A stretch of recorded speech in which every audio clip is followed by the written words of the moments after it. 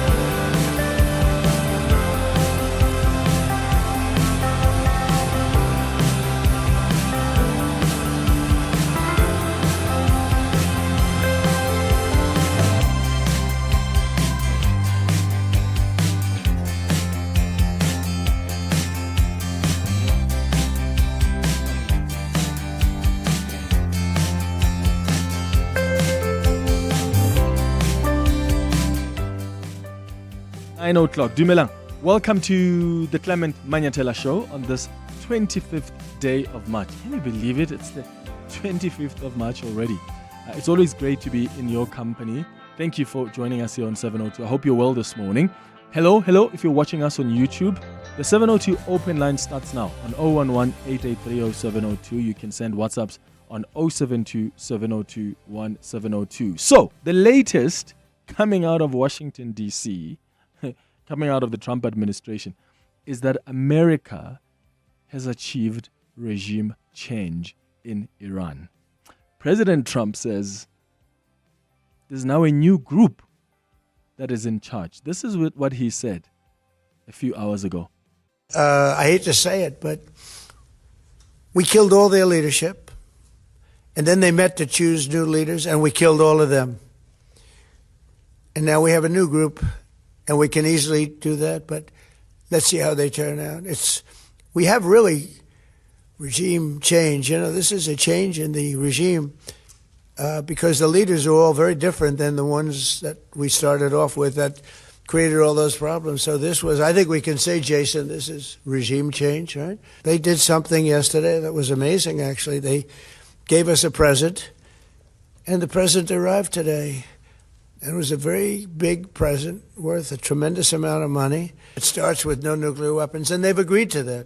There won't be any nuclear weapons. They're not going to have, and they're not going to have enrichment, any of those things. But look, I hate to say that we're in a very good bargaining position, and I hate to say that they're defenseless because, you know, until that last missile is fired, they have little power. But we are in about the best bargaining position. So he says there is now a new group that's in charge. They've sent them a really big present. I mean, he goes on to say, I really we get along with the person now that's in charge. The question, though, is, do you believe this? Like, who is this new group? Doesn't Iran have a newly appointed supreme leader? Remember, the Assembly of Experts in Iran elected Sayyid Moshtaba Khamenei as the new supreme leader of the Islamic Republic of Iran, which actually indicated that the hardliners are still very much firmly in charge. But then Trump has also indicated that the new supreme leader may be dead or seriously injured. Because why hasn't he spoken out in public? Thanks, President Trump. What are your advisors telling you about the Ayatollah's son, the new supreme leader? What are they telling you about Well, it's him? not only them, it's you people. I mean, a lot of people are saying that he's badly disfigured. They're saying that he lost his leg, one leg, and he's, been hurt very badly. Other people are saying he's dead. Nobody's saying he's 100% healthy. And he hasn't spoken because the Ayatollah would sit and he'd spew hate from a form of a throne. Not as nice as a throne. I like the English throne much better. But it was a fancy chair. But he'd spew hate from his chair. But you'd see him a lot, right? This one we haven't seen at all. So that could be for a lot of different reasons. We don't know, Peter, if he's dead or not. Oh, so we don't know if he's dead or not. But the question that Trump has been asking, and this was a few days ago, he's been saying, why hasn't he spoken out publicly? Is it not a fair question, though, to ask? Why hasn't the new supreme leader addressed Iranians? And maybe they are worried about his security. Maybe they're playing the U.S. They don't want the U.S. to know what they're working on. They want America to continue to think that the man could be dead or could be injured, but he's actually firmly running things behind the scenes. What do you think?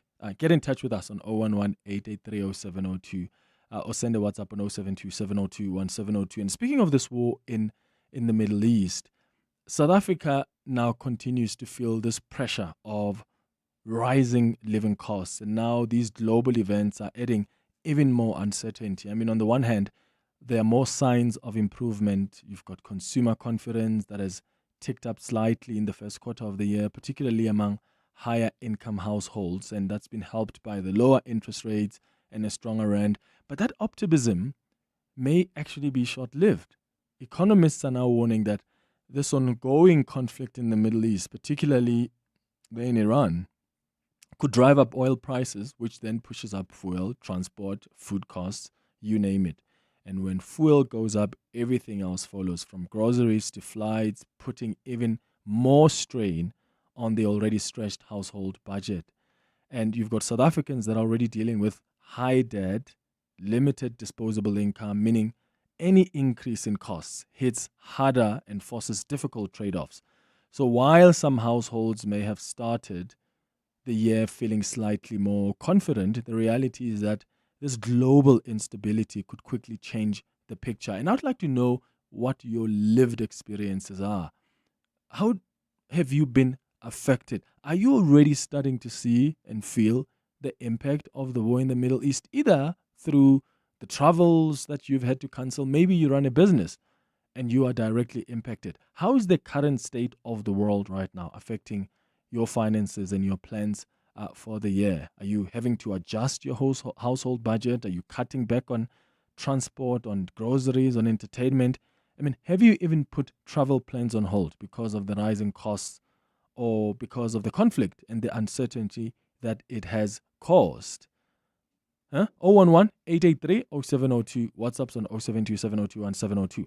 Between 10 and 11 o'clock, we're going to be in conversation with the IEC as we all prepare for the local government elections in a few months' time. How excited are you about the upcoming elections? They are on the horizon. The IEC has been hard at work, laying the groundwork. They're running voter registration drives. They're engaging with communities across all the 9 provinces and just working to ensure that when election day arrives, the infrastructure for a free and fair vote is in place. I suppose what's been concerning is this new voter participation survey that was commissioned by the IEC itself and conducted by the Human Sciences Research Council, which points quite a deeply concerning picture of where South Africans stand. Confidence in democracy is at a historic low. I'm sure you've seen reports about this. Only 17% of South Africans say they are satisfied with how democracy is working in their lives. 68% are not. And that's actually quite concerning. So we'll talk about what the impact of even perceptions like this on our democracy will have, likely, on our elections or even the turnout. So that's what's coming up at 10 o'clock. And then 11 o'clock, we do our Listener's Choice feature. Today, we are unpacking business rescue processes. One of our listeners has chosen this as a topic for today. So we'll be asking what actually goes into the business rescue process. I mean, in South Africa, the term business rescue has become widely recognized, right? Especially as the public has watched major state-owned entities like SAA or the post office. You've seen a number of them go through this rescue process in a bid to avoid collapse. So one of our listeners has asked that we look into what this process actually entails. So that's what's coming up at 11. And then we wrap up the show at 11:30 with the sharing space. Yeah. I must actually thank you for the stories that you send us on the sharing space, because we learn a lot. And today there's quite a hectic story that we received from one of you that we're going to share on the sharing space. That's the show coming up over the next 3 hours. Clement Manyathela, streaming on the Prime Media Plus app. DSTV channel 856, 92.7 and 106 FM. Clement, hi. Trump has lost his marbles. Because if you were to think about what he's saying, he's basically willing his vision into the universe as if that's a real thing. And it's not. But then let me just remind you, you are talking about a Trump who met the president of Puerto Rico. That's the same Trump you're talking about. Had great chats with the president of Puerto Rico.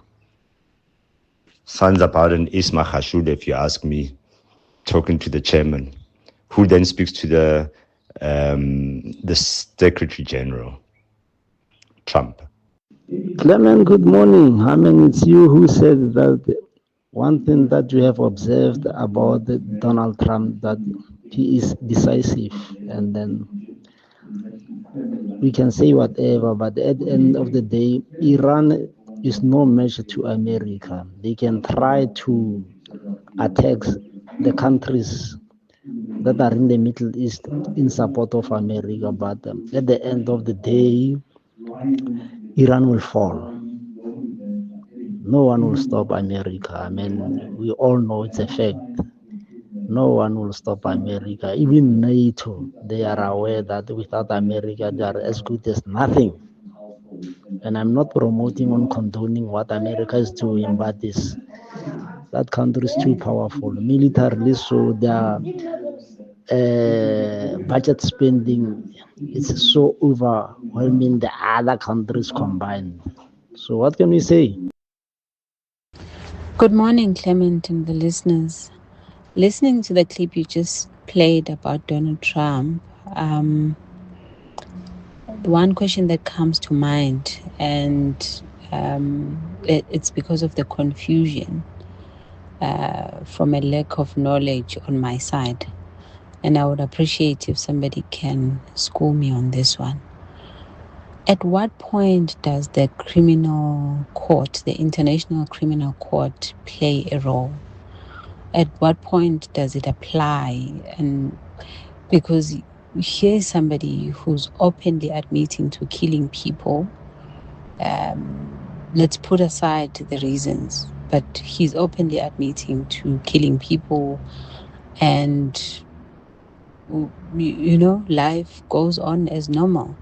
So I would really like to get some form of education or assistance in terms of the role that is played by International Criminal Court, and at what point can we expect it to do something from this level.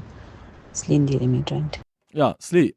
Look, the America is not a member of the International Criminal Court, in my understanding. They're not a member. Yes, they signed the Rome Statute, if I'm not mistaken, in around 2000 or so. But it never ratified the treaty. And in fact, at some point, the Bush administration formally withdrew that signature in 2002. So, and maybe that does make sense, hey? When you look at what America has actually done in a number of countries, yeah? Libya, Iraq, Afghanistan, Iran, Venezuela, and maybe you can go on and on and on. But can you imagine how tricky their relationship with the ICC would be? So maybe that's understandable that they are not a member of the ICC, given their own context and their actions. But that's just the response on that. But it's wild. The way we've gotten used to things that are not even normal. Heads of state speak openly about, we've killed that leader of government, that head of state. Like, it's no longer bizarre anymore. We've abducted that head of state. It's no longer like a strange thing to say. And that just tells you how the world has completely moved and changed. It's no longer the world we were used to. 23 minutes after 9. Your voice. Your station. Your open line. Walk the talk with Clement Manyathela on 702. So here's another question on the open line this morning. I was talking to the producers about this. Have you ever felt pressured to give at church or at the synagogue or wherever you go to, whether to worship or to pray or, where you go to speak to the higher source, or to go and fellowship with people? Have you ever felt the pressure to give? There was a video that did the round, in fact, that started this conversation of people in church, and there's a woman who pretends like she's giving. It was quite a funny video, but it really raised some serious questions because people began to comment of how that's actually the experience that they have sometimes when they go to church. And I really struggled to rationalize that. And I thought, let's do like a sort of a temperature check. Have you ever felt the pressure to give in church? And what do you think churches should do, or these places of worship or fellowship should do, so that people don't feel less than because they're unable to give on that day or in that moment, so that they don't feel pressured to give? Because sometimes you've got religious leaders who stand there and say, no, that 100 rand you have, God is saying, trust him with that. And some people end up feeling the pressure too. And that's not to say they shouldn't listen to what God is supposedly saying through the religious leader. But some people do it out of, I'm under pressure to, and not because they necessarily feel the need to do it. And I wonder what your context is. Maybe you go to a church that you've picked up does that. How do you deal with a scenario like that? Do you ever feel embarrassed when you're not giving? When that basket comes, does it get awkward when you hand it over to the next person without necessarily throwing 5 rand or 10 rand or whatever amount in there? How do we deal with that? And how do we create an environment, especially in churches, where people do not feel under pressure? And yes, they do it because they really want to, or they do it because they've appreciated the message, or they just want to help the church, but it's not because they feel under pressure and they feel less than when they are not giving. Please share your thoughts with us on that on 011-883-0702. We'll take your WhatsApps as well after the break on 072-702-1702. 25 after 9. Africa Milani. Weekday mornings, 4 to 6. We're asking the question, should it be compulsory for you to vote? I'm in favor of if they make it compulsory for people to vote. And the reason why I'm saying this is that we are suffering from selective amnesia. Many of us have forgotten the price that's been paid for us to enjoy what we have today. South Africans will say, sure, you can make me vote, but if I don't want to, what are you going to do? Many of us are also also disappointed and quite frankly despondent by the reality of democracy. We still have a significant part of the population living in abject poverty. Africa Milani. 4 to 6 on 702. Illegal water connections have serious consequences for the city's water supply. When pipelines are tampered with, it damages infrastructure, reduces system pressure, and can leave entire communities without water. Johannesburg Water continues to remove illegal connections and strengthen monitoring across the network to protect supply. Residents are encouraged to report illegal connections or suspicious activity to the City of Johannesburg on 0800 002 587. Protect our water infrastructure. Protect our water supply. Brought to you by Johannesburg Water, a water and sanitation utility that cares. If you think you cannot afford a lawyer, think again. Clientele Legal has made professional legal services affordable. You receive up to 745,000 Rand worth of legal services per year. Our range of plans include cover for you, your spouse, children, and extended family. Plans include cover for civil, criminal, and labor-related matters. Whether it's protection orders, gender-based violence, uncontested divorce, or poor service, your Clientele Legal lawyer will be there to assist you. Our services are convenient. Simply pick up the phone and call your lawyer or send us an email and we'll get back to you. All plans include a bail benefit of up to 5,000 Rand and we'll go to the police station and pay it for you. Plus, Clientele Legal offers you 24-hour telephonic legal advice. SMS Legal to 48721. That's legal to 48721. Clientele General is an authorized FSP and licensed non-life insurer. T's and C's online. Standard rates apply. This Easter, it's time to do it proper. Join us at Chamberlain's superb Easter savings from the 19th of March to the 6th of April. We have everything you need to make your spot lekker. Grab the Tenko camping chair for just 449 Rand. That's camping, done proper. Light the fire with the right gear. That's braai, done proper. And give your home a glove with 10% off paint mixing on Chamber Value and Finest 1983 paints. That's DIY, done proper. One store, one stop, one proper setup. Chamberlain, famous for hardware since 1903. The colder days are starting to creep in, and for thousands of vulnerable people and animals, warmth just isn't guaranteed. The Discam Foundation's Blankets Plus campaign is back for the 10th year to deliver winter essentials like blankets, beanies, and gloves to those who need them most. Join the afternoon drive with John Pellman tomorrow as we speak to the people behind this heartwarming campaign. To nominate a cause for this year's drive, visit Discam Pharmacies on Facebook or Instagram and look for Blankets Plus campaign post to cast your vote. Remember, every swipe of your Discam Better Rewards card makes initiatives like this possible. The Discam Foundation, caring for the community. Every swipe counts. Your voice. Your station. Your open line. Walk the talk with Clement Manyathela on 702. 29 minutes after 9 o'clock. Let's start with you, Hlochi in Tembisa. What do you want to say? Good morning. Hi, Clement. How are you? All right, man. Go ahead. I'm good, yeah. No, Clement, I think first we need to define that we give out of faith, out of God's promise, not out of compulsion from a religious leader. Mm-hmm. You know, it's basically you giving out of faith, believing that God will reward that, whatever that you have giving.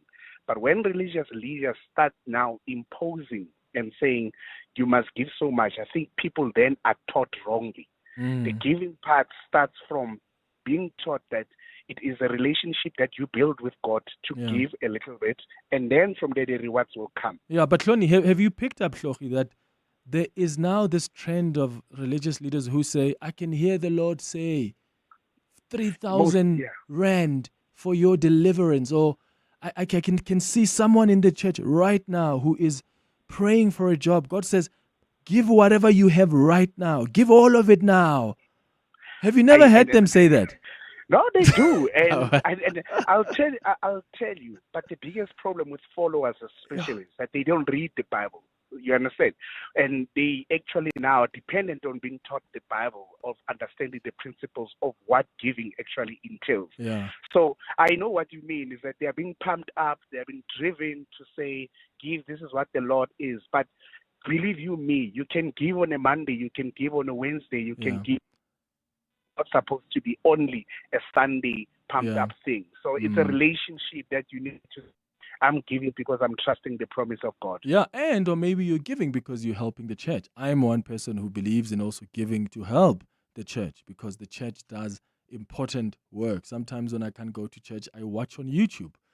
You know, it's a lot of money to produce that kind of service on YouTube and for it to be live. And I appreciate. And also, pastors they don't have day-to-day jobs, most of them or some of them, so they need to be taken care of by the church. So this is not to say people must not give, but there's a trend now where people feel the pressure to, where the pastors will say, that I see somebody in the congregation right now who's got a pain on the bag. Ba ba ba shia shia shia. Are you that person? Stand up now and give that money. God will save you. It's sad that that's where things are getting to. I'm just worried that there are people in the church who are now also feeling embarrassed because they just don't have that money to give in that moment. How do we make our fellowship environments, churches, synagogues, environments where people don't feel less than and they are not played on their emotions? And I think, as Hlogi says, it starts with you also understanding the word so that you are not preyed on. It's 9:32. Bali has the latest in Eyewitness News headlines. Bali, good morning. Thanks, Clement. Good morning. Let's begin in the Joburg CBD, where forensic teams have arrived on the scene of a shootout. That's in Yoville, which left 4 suspects dead. According to police, the suspected criminals opened fire when they saw officers were on their tail. Police say the men were travelling in 2 vehicles when the incident occurred. Gauteng police say 3 firearms were recovered from the suspects.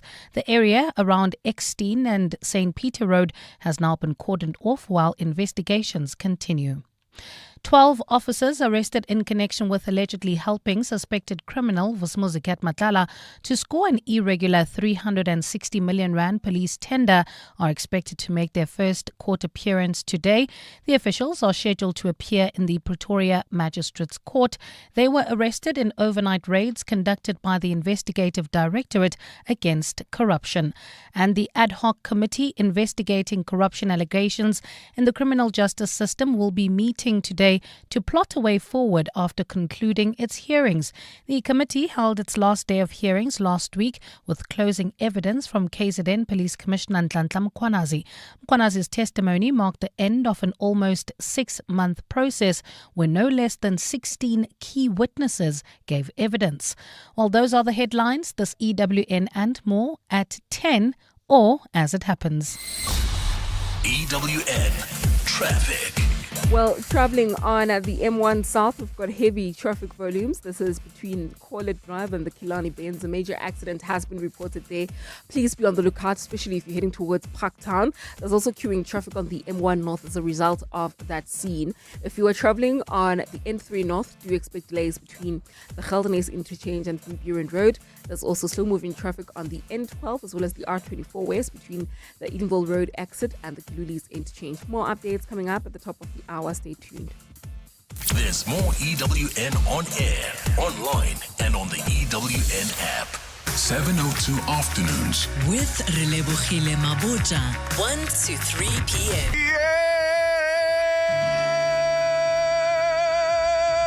I did not want it to end. There is something about those chord progressions that is just, you are giving me Tom Misch energy. Hey, thank you. That's right. And in a weird way, Charlie Putin. Putin or Yes. Puth? You mean Puth? Not Putin. Not the officers of James Deacon are not in any way associated with Putin. Guys, it's Friday. Your boy Forgive Charlie me, Putin. It's Vladimir's son, Charlie. He's in music. Singer, songwriter, vocalist, and multi-talented instrumentalist James Deacon. 7:02 afternoons. With Relebogile Mabota. Let's walk the talk.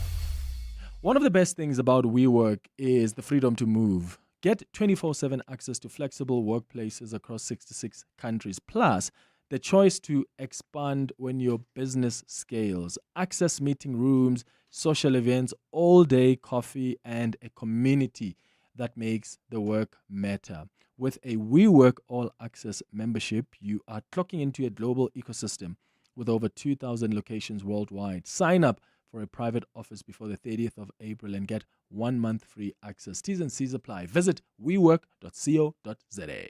Solve exciting riddles and unravel a web of suspense and adventure with Hollywood Bets and Spinners on Kim Mystery Parcel.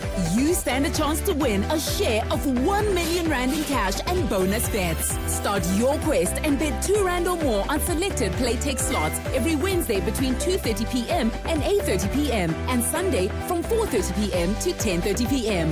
What scintillating secret will your parcel reveal? Bet now. T's and C's apply. Hollywood Sportsbook is a licensed betting operator. No persons under the age of 18 years are permitted to gamble. Winners know when to stop. South African Responsible Gambling Foundation toll-free counseling line 0800 006 008 or WhatsApp help to 076 675 0710. Ask yourself, what matters most? I just want to be there when she takes her first steps. And still be around for her first dance. It's knowing I'm not just covered. I'm cared for. It's having the strength to say I'm back. It's just knowing Mom will be okay. It's coming home. Bonitas goes beyond benefits and claims. Bonitas, medical aid for South Africa. Voted #1 medical aid in the Ask Africa Orange Index Awards for the 2nd year running. Visit bonitas.co.za and find your plan. Your voice, Your station. your open line Walk the talk with Clement Manyathela. on 702. 23 minutes before 10 o'clock. Let's start with your WhatsApp voice notes. Lintikile, Carol, Simon, I see you. I'll start with your calls after this. Good morning, Clement. In regards to the giving at church, when I was living in Durban, and now reside in Johannesburg, when I was living in Durban, I should go to this one church. I'm not talking bad about the church, but the pastor, if you did not pay so-called tithes in the church every month, you would receive a letter from the church stating that you haven't paid tithes for the past 2 or 3 months. Because when we should give tithes, we were requested to walk to the front of the church, and there was somebody holding the basket in the front, and you put your money or your tithes into it. So when you were not going in the front, people should turn and look at you. And I understand the people looking at you and thinking, oh, you're not paying tithes, but you're here at church. We're not going to church to pay tithes. We're going to hear the word of God. Thank you, U.S Johannesburg. Hi, Clement. So us at our church, they do first on a normal Sunday when you go there and it's time to give, there will be first round and second round because they are targets. So there will be a target that they set for the day. Maybe there will be umnikelo must maybe reach an amount of 2,000, just making an example. And when it doesn't, after everyone has sat down and has given, they will be run to that coin that you have there, bring it in. And then those monthly, yearly appreciations to the pastors. There are minimum amounts there that maybe you can't give. Okay, not that you can't, but they set a minimum amount to say minimum amount of appreciation that one has to put in is minimum of maybe 1,000 going upwards. So yeah, it's crazy. Yeah, it's quite wild. Hey, Carol, you calling us from Vereeniging. Good morning. Good morning. Sure, Good sure. morning. Yeah. So my belief and understanding from reading the word, you've got tithing and you've got Thanksgiving. So no member of church or any believer should feel the pressure and feel guilty towards the pastor or the church. The only guilt you should have is you not listening and following the command of God that is in the Bible. He specifically says, and it states 10% of your earnings. 10% can be physical money. It could be a trade, a skill that you have, because that is what you are able to give. But then it is 10% of your worth, of your earnings, or whoever you are in the environment that you're in. So it is critical to actually read and know your Bible.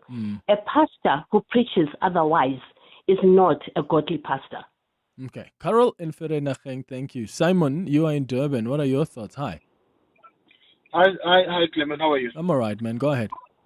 Yeah, Clement, voluntary giving for me is meant to be something that's very personal, a thoughtful decision, and not to be giving under compulsion or for public recognition. However, what I'm noticing now, and this happens more in the so-called Pentecostal church, I'm not saying all of them, because I also go to a Pentecostal church. So I see now that more and more people are told that the more you give, the more you get blessed, which is not true. Because it then means that if I pay 10,000 rands versus someone that pays 500 rands, then I get blessed more because I paid more. No, it's actually wrong. In fact, it happens more from what I think, from where I'm standing, in those types of churches where the giving is one way towards the church, and often it's one person that is in charge, and the money doesn't go out. Whenever someone needs to be helped, one of the brothers needs to be helped, the Bazalwane needs to pay again. Nothing comes from the church coffers going out, but everything comes towards the church. And then now and then you'll see people stand up. If you have a big project, building project, all those that are going to contribute 10,000 rands, please stand up. All those that are going to contribute 6,000 rands. So now we are labeling people now. So this one is better than that one. The ones that don't stand up, okay, so these are black sheep of the house. Very, very unfair. Yeah, I mean, yeah. Thank you for Simon, picking this up, Clement. Thank you. Yeah, thank you, Simon. I mean, I do think we need to have these conversations because we've got people who go to church who listen to us. We've got pastors who listen to us. And I don't know, maybe some pastors feel the pressure and they're too desperate because they need the money because they have to pay the bills, but there's a way to go about it. I think there's a way to go about it. I mean, it's in recent time, it's gotten out of control. Listen to this one, because someone just alerted us to this clip of, who's this now? Abel? Marvin Sapp? This is one of the pastors in America. Listen to how he did it in his church. And they understand the cost that is involved. There's 1,000 of you. I said close them doors. Ushers, close the doors. Close the doors. Close the doors. We all gonna leave together. Y'all ain't going no place but to the restaurant. There's 1,000 of you tonight, and those that are watching, it's 1,000 that's watching online. This is a small seed. If I get 1,000 online to give this, if I get 1,000 in the sanctuary to give this, that's $40,000 tonight. I'm challenging each of you all down here to give a $20 seed. I actually think $20 is a lot of money.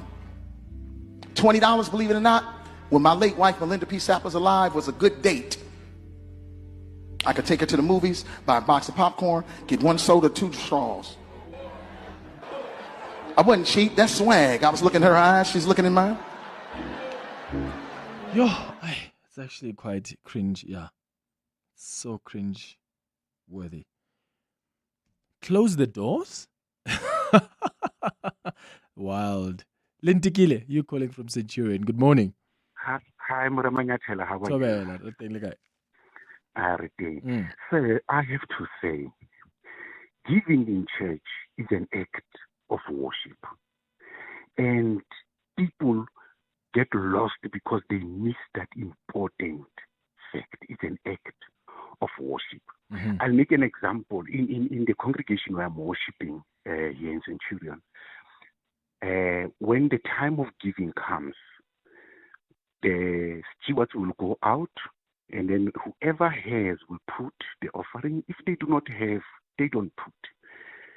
And I want you to understand this. Because I'm a pastor, I'm standing in front.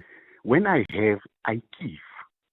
When I do not have, I don't give. And I don't feel less of those who have given today. Because for me, giving is an act of worship. And the one whom I'm worshiping knows that today I do not have. And so I don't mind who's watching, who's not watching. It's between me and God. Giving is between one person and God. And so I'm ashamed of what we are doing as pastors in the Church of Christ, because we put money first, people after. And that's what actually makes the church to be people to have this sour taste about church. Yeah. Giving is between one person and God, and you give what you have, and that is done. Yeah, you don't need to push people and be too convincing. Just explain how important giving is. That's it. Explain how important giving is. Read a scripture. Allow people to, if they can, provide different options for them to do it. That's it. But yeah, Lentikile in Centurion, thank you for your call. Things have just completely changed these days. More of your WhatsApps on 072 702 1702. And the team and the listeners. 2 Corinthians chapter 9 verse 7 is talking about a cheerful giver. That God wants us to give us cheerfully, not with obligation. I think what we need to do as congregants, we need to be more into the word. What is the Bible saying? It's not about the preacher. I mean, rather, yeah, Zweli, my 2 cents. Ciao. Good morning, Clement and your team. Religious leaders at Clement, they emphasize that verse before that process of giving. There are those who have got even specific amount that you need to put as a tithe in church. These days, church is no longer about praying, Clement. It's all about making money. I see a lot of dodgy pastors, even the congregation buy cars for them, or even paying their rent for that matter. It's a very murky situation, and they do target single parent. They are the most vulnerable people in our society, from Max in Pretoria. So hi Clement. So anonymous here. I went to a church somewhere. And because obviously the tithing had reduced, they announced that what they're going to do now is, if you are found to not be tithing, they will announce to people at church on Sunday that aren't tithing. So subsequently, I actually left the church because, what do you mean you're going to announce Guti tithanga? So I think that's not what the church spirit or what I believe in. So yeah, we need to do better, but also we are custodians of the church, and we need to be able to raise these issues with our religious leaders. Hey, also it's so tough because some pastors are so sensitive. Now you become you're sent by the devil when you raise a concern that I think how we're going about this giving thing is starting to make people feel out of place, or feel like they don't belong, or they feel like they're failing because they just don't have the resources that the church keeps desperately calling out for. You know who also disappointed me recently? Juanita Bainham. I mean, for the longest time, she's been and continues to be one of my favorite gospel artists, and I recently saw a video of her. My goodness. Like you have never seen. Like you have never seen. $1,066 is nothing. You can get money back. Yes, Lord. He just said 5 more people are sitting here deciding, but you're not deciding about money, you're deciding about your future. You're not deciding about money, you're deciding about your future. He said, come now. This isn't about money, this is about your future. It's literally about money. This is about the restoration of your faith. God wants some people to pay some bills for him. He said, everywhere you go. He said, I will handpick 21 people in the building. Hey, yo. So what? God said there are 21 people in that building who must pay $1,000 what? Dollars? And then she says it's nothing. Come on. God says there's 5 of you here that are sitting there. This is about your restoration. Now you're playing to people's emotions now. That's not cool. It's just not cool. 10 minutes before 10. Part of the 702 family. My name is Ekurhuleni Machinyathimbi. I like this station for I've listened over the years since its inception. 702 is the best. There's no other radio station that can beat 702. halala 702. Welcome to our 702 family. Let's walk the talk. Need a seat? Try 7 or 5, it's your call. Want a sunroof? Make it a panoramic. Gotta have power? How does award-winning 138 kilowatt sound? The Changan CS75 Pro is big enough for the kids, smart enough for your playlist, and stylish enough for your Friday night too. Why settle when you can have it all without compromise? The Changan CS75 Pro. Drive tomorrow's SUV today. Visit changanmotors.co.za for more. Changan, driven to evolve. Clientele is here to safeguard you and your family with compassion because life happens. Be part of a family that truly cares. Our funeral dignity plans have helped South Africans bury their loved ones with dignity for more than 30 years. Let us help you create a meaningful tribute that honors your life and those of your loved ones. We pay out within 24 hours and you will get double accident cover with a clientele funeral plan. Our plans are affordable. Pick the option that suits your needs. It's easy to apply. No medical examinations and no paperwork. SMS funeral to 31586. That's 31586. Clientele Life is an authorized FSP and licensed life insurer. T's and C's online. Standard rates apply. In 2026, poor quality building materials is not an affordable risk. Don't tata my chance with low-grade materials and turn your home into a news headline. Homeowner scammed with poor building materials. Dream home turned to ruins. Imagine. Furthermore, spend 250 Rand or more in-store at Cash Build until 30th of April and you can stand a chance to win airtime, cash and product prizes this Easter. T's and C's apply. Visit Cash Build today for quality materials you can rely on.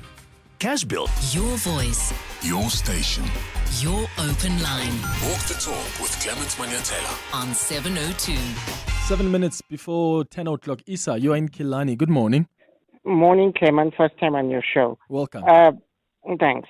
Clement, religion has got nothing to do with God. It's a business entity. It can be bought with money. It goes to a normal registration. There's a marketing team. There's a business projection report. What you say, what you do. It's all about money. There's also, when the pastor dies, there's a successor. The successor is always going to be a family entity. The business continues. However, faith is an inheritance. You either inherit good faith or you inherit bad faith. Bad faith is when your people in the past or people in the past, your elderly that come past, have put in traditional beliefs or were indoctrinated to believe that if you don't bless the pastor, you don't do this in your church or in a mosque or in a temple, you will be cursed or you will be damned. Lastly, I want to say, in the time of Jesus, it was these very high priests and pastors that were affected because Jesus was telling the truth. And they plotted to crucify him because it hurt their pocket. I tell you this, Clement, in this modern time, if Jesus has to come back now, it's the very high priest, the very churches, the very so-called religious leaders that will be the first in the forefront, picking up the spears and the guns and the knives to go and kill Jesus. They won't even recognize him. Because he would be disrupting their business. Yes, he's going to come and disrupt. Who wants their business to be disrupted? Nobody. Yeah, Isa, great contribution there in Killarney. Thank you. Jack, you're in Pretoria. Hi. Hi, Clement. Imagine sitting in church and the pastor or so-called tells you that so-and-so did not pay. That is intimidation and robbery. They should open cases. But what you are now sent by the devil, Jack? You open a case against this pastor. Is actually intimidating you. And why is this pastors not contributing themselves? Well, they do contribute, Jack. How do they do? They don't. So there are some pastors who don't. I'm saying, I used to go to church when I was young. I was forced to go to church by my parents.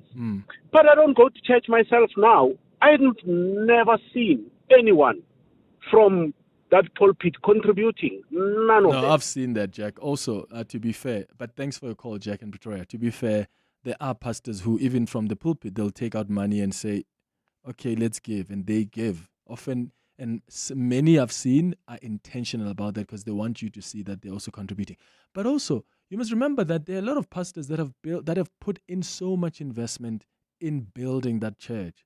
So that building that you go into, probably they had to save money while they had a 9-to-5 corporate job to make sure that there's a building. They often have to come in where there's water that's needed in the church while the church is still small. And maybe we start complaining when the church is way too big and you can see the pastor driving a Maserati or a Porsche, and you think, ooh, it's the money of the church. But also, do we know about what the pastor has had to sacrifice?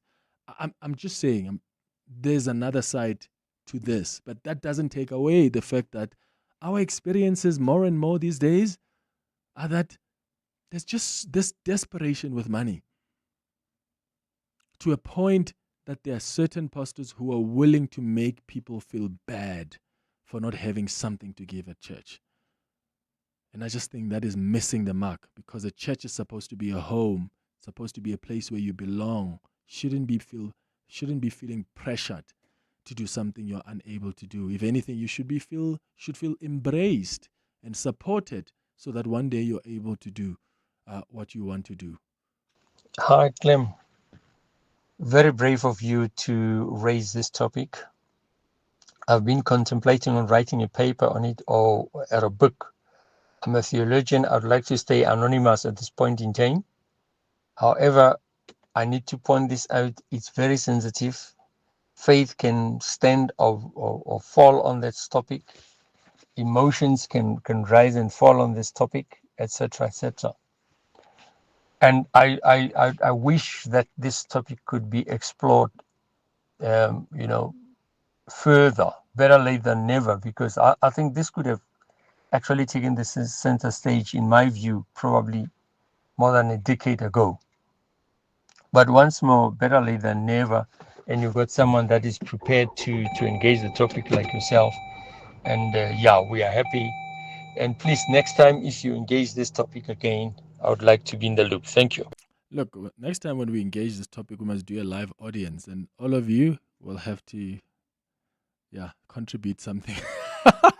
We'll have a basket. When we do the show next time, we discuss this. We'll invite you here, but there'll be a basket doing the rounds for your wonderful, heartfelt, God-appreciated contributions.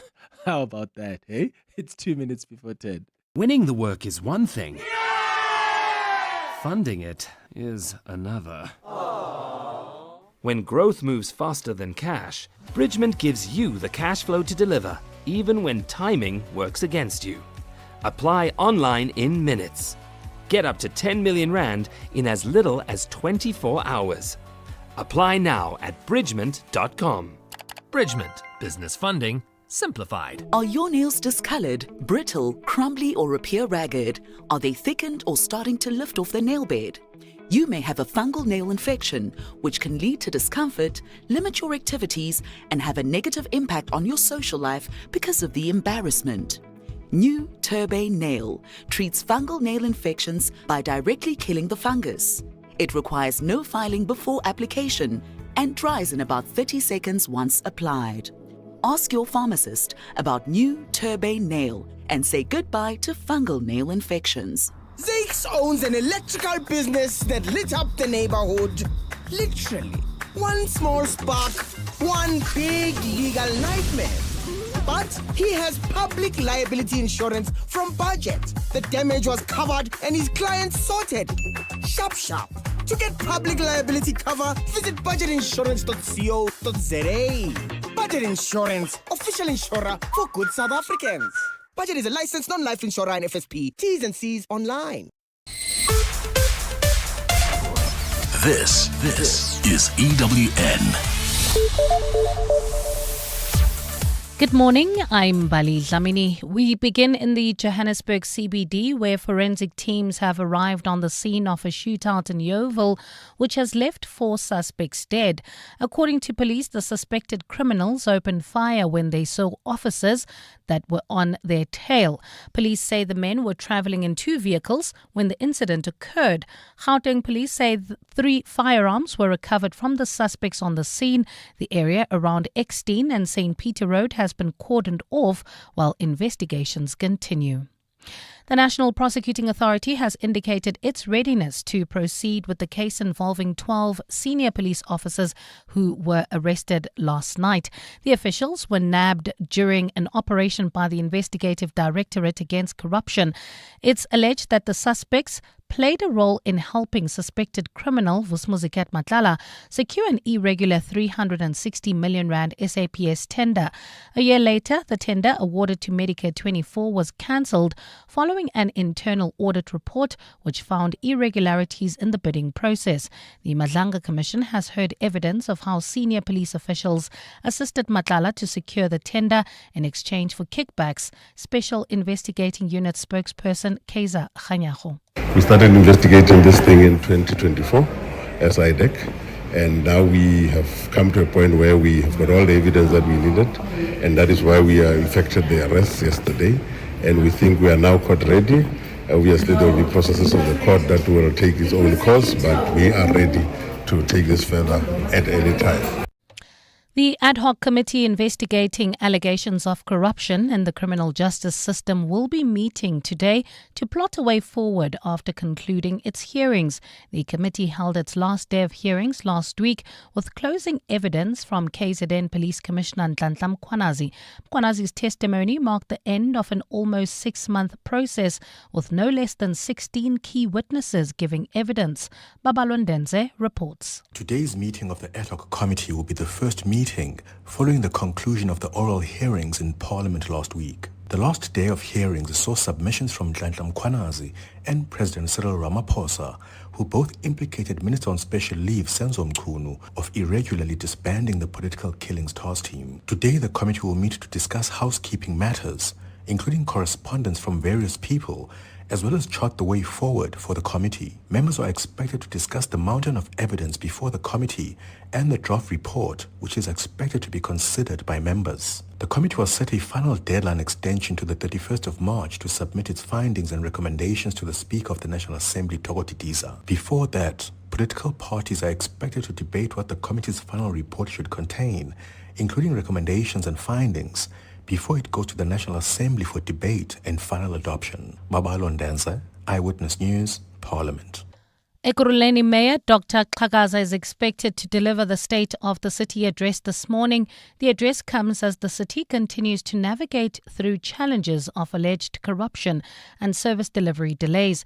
The address will reflect on last year's progress, highlighting key challenges and set priorities for the city's financial year ahead. Regional Secretary Jongizizwe Dlabati says renewed efforts to improve service delivery will be at the heart of the mayor's address. The call by the mayor to renew public administration has been given effect by fixing the front line, which in turn contributes to the call to fix local government, particularly to make sure that there is visible and impactful service delivery. And in Brazil, the Supreme Court has granted a request by former President Jair Bolsonaro to temporarily serve his sentence under house arrest. The request was made after his discharge from a hospital for treatment of bronchopneumonia. The house arrest approval is for an initial period of 90 days, but the period could be renewed in case of medical necessity. The 71-year-old was sentenced to 27 years in prison last September for an attempted coup in 2022. Earlier this month, he was admitted to a private clinic in the capital after falling ill in his cell. Gold is trading at $4,548.61 an ounce. The rand is at 16.91 to the dollar, 22.64 to the pound, 19.61 to the euro, and Brent crude oil is at $99.98 a barrel. And in the traffic, we've got delays on the N3 North. This is just as you approach Van Buren Road due to roadworks. There's also queuing traffic reported on the Mike 1 South between Kohler Drive and the Killarney Bends due to an accident scene. Please be on the lookout there and expect about a 20-minute hold-up. A partly cloudy Wednesday in store for Gauteng with isolated showers and thundershowers expected.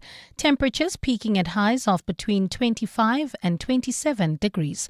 The top story in EWN, forensic teams have arrived on the scene of a shootout in Yoville in the Joburg CBD, which left 4 suspects dead. EWN, in touch. in tune, and independent.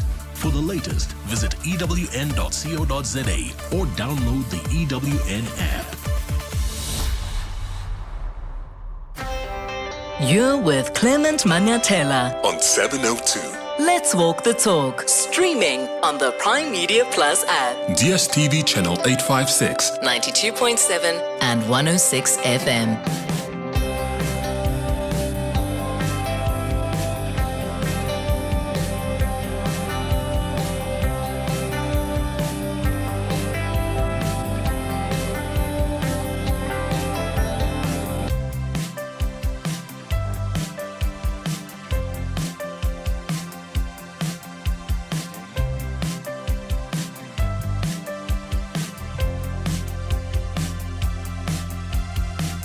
Six minutes after 10 o'clock. Sanbonani, Dumelang. Good morning. Welcome to the second hour of the Clement Manyathela Show. Thank you for staying with us here on 702. And thank you for your contributions. Always great listening to your diverse views about the different conversations we have on the 702 open line. Just a reminder, at 11 o'clock on our Listener's Choice feature, we're going to be unpacking the business rescue process. What goes into the business rescue process? One of our listeners has chosen this as a topic for today because Listener's Choice is all about the topics you choose. So once again, if you've got something interesting you think you want us to discuss that we've not discussed on the show, or maybe there's a topic we've discussed but you feel like we haven't sufficiently covered it, just send me an email on cm@702.co.za. That's cm@702.co.za to tell us what you would like us to discuss on our Listener's Choice feature. Today, we have picked the business rescue process because one of our listeners has asked us to look into what really goes into a process like this. And of course, in this country, this term, we're very much familiar with it, right? It's very much recognized, especially as the public has watched major state-owned entities, whether it's SAA or the post office, enter rescue processes in a bid to avoid collapse. So we'll tell you more about this kind of intricate process at 11 o'clock on our Listener's Choice feature. You're with Clement Manyathela. 702. But right now, we start our conversation with Moagisi Letlaku, who is the General Manager for Civic Education Research and Knowledge Management at the IEC. And we're having this chat as we all prepare for the local government elections that are coming up in a few months' time. And I wonder how excited you are about the upcoming local government elections.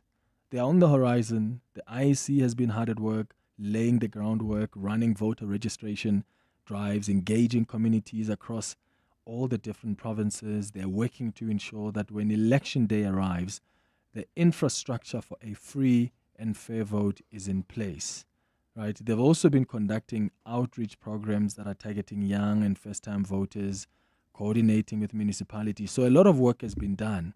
But now what's concerning now is there's this new voter participation survey that was commissioned by the IEC itself and conducted by the Human Sciences Research Council, which paints a deeply concerning picture of where South Africans stand. I mean, confidence in democracy is at a historic low. And I wonder how this then affects the elections that come up. So please give us a call or send a WhatsApp voice note if you're one of those that are excited about the upcoming local government elections. But also I want to know if you are not excited, what's the reason for your lack of excitement? And are you one of those people who believe just the confidence in democracy is actually low and that's the sense that you get? And why do you think that is? 011-883-0702. You can send WhatsApps as well on 072-702-1702. Moagisi, thank you so much for making time. Good morning. Welcome to the show. Good morning. Thank you for having me. Happy to be here. So let's start just with where things are now. I mean, obviously, as the IEC, you always have to begin preparations way in advance. And it's not just making sure infrastructure is fine, the devices, but it's also just engaging with communities. Yeah. How extensive has that work been now? That work is not just extensive, Clement, it's continuous. And I think South Africans tend to believe or have the misconception that once an election is done, we're not doing anything at the IEC. So my role, together with the team who puts together our civic and democracy education programs, must ensure that it is continuous, but it also reaches all citizens. I'm talking as young as foundation phase at school, all the way to obviously people who are of voting age public. So what we do that is different ahead of an election year is that we expand our capacity to do that, because face-to-face has shown to be one of the most important ways to reach our people. So we have to increase the number of outreach IEC officials ahead of an election so that we reach more people more fast and more widely. Yeah. However, the work and all the programs continue year in, year out. Okay. So can you just explain also just what you do as for the civic education, research and knowledge management? What do you guys focus on? Like, what are the kind of programs that you do and who are they targeted at? Yes. So we are responding within civic education, research and knowledge management to our mandate to educate and inform, as well as conduct research. And when we speak about research, people don't also realize that research is part of the IEC's mandate, because we need to ensure as an election management body that we're providing insights, but also ways in which we can improve democracy and the running of elections. So we set the strategy in terms of what needs to be executed around the provinces, all 9 provinces, and all our programs then get implemented in all of the 9 provinces, all the way down to local offices by outreach officials. Okay, I see. And over the years, though, has the message been landing? What do you think the weaknesses are? Because we still see a lot, especially a lot of young people that are not coming out in their numbers to register. There's a huge pool of people who qualify to vote in this country, Absolutely. But a lot of them just simply don't do it. So where do you think the issues are? Well, there are a number of issues, Clement. So is there sufficient civic education happening in the country? Are there enough programs by the EMB and other stakeholders? Definitely. I think that's a fact. We see it. There are people employed to do it. However, we're dealing with an environment where there's a lot of disillusionment. And one of the researchers said yesterday that it's very difficult to mobilize people who think that democracy, there's no point to democracy. Oh. It becomes very, very difficult. So those are some of the challenges that we're faced with as the IEC, trying to engage people who have switched off in a way.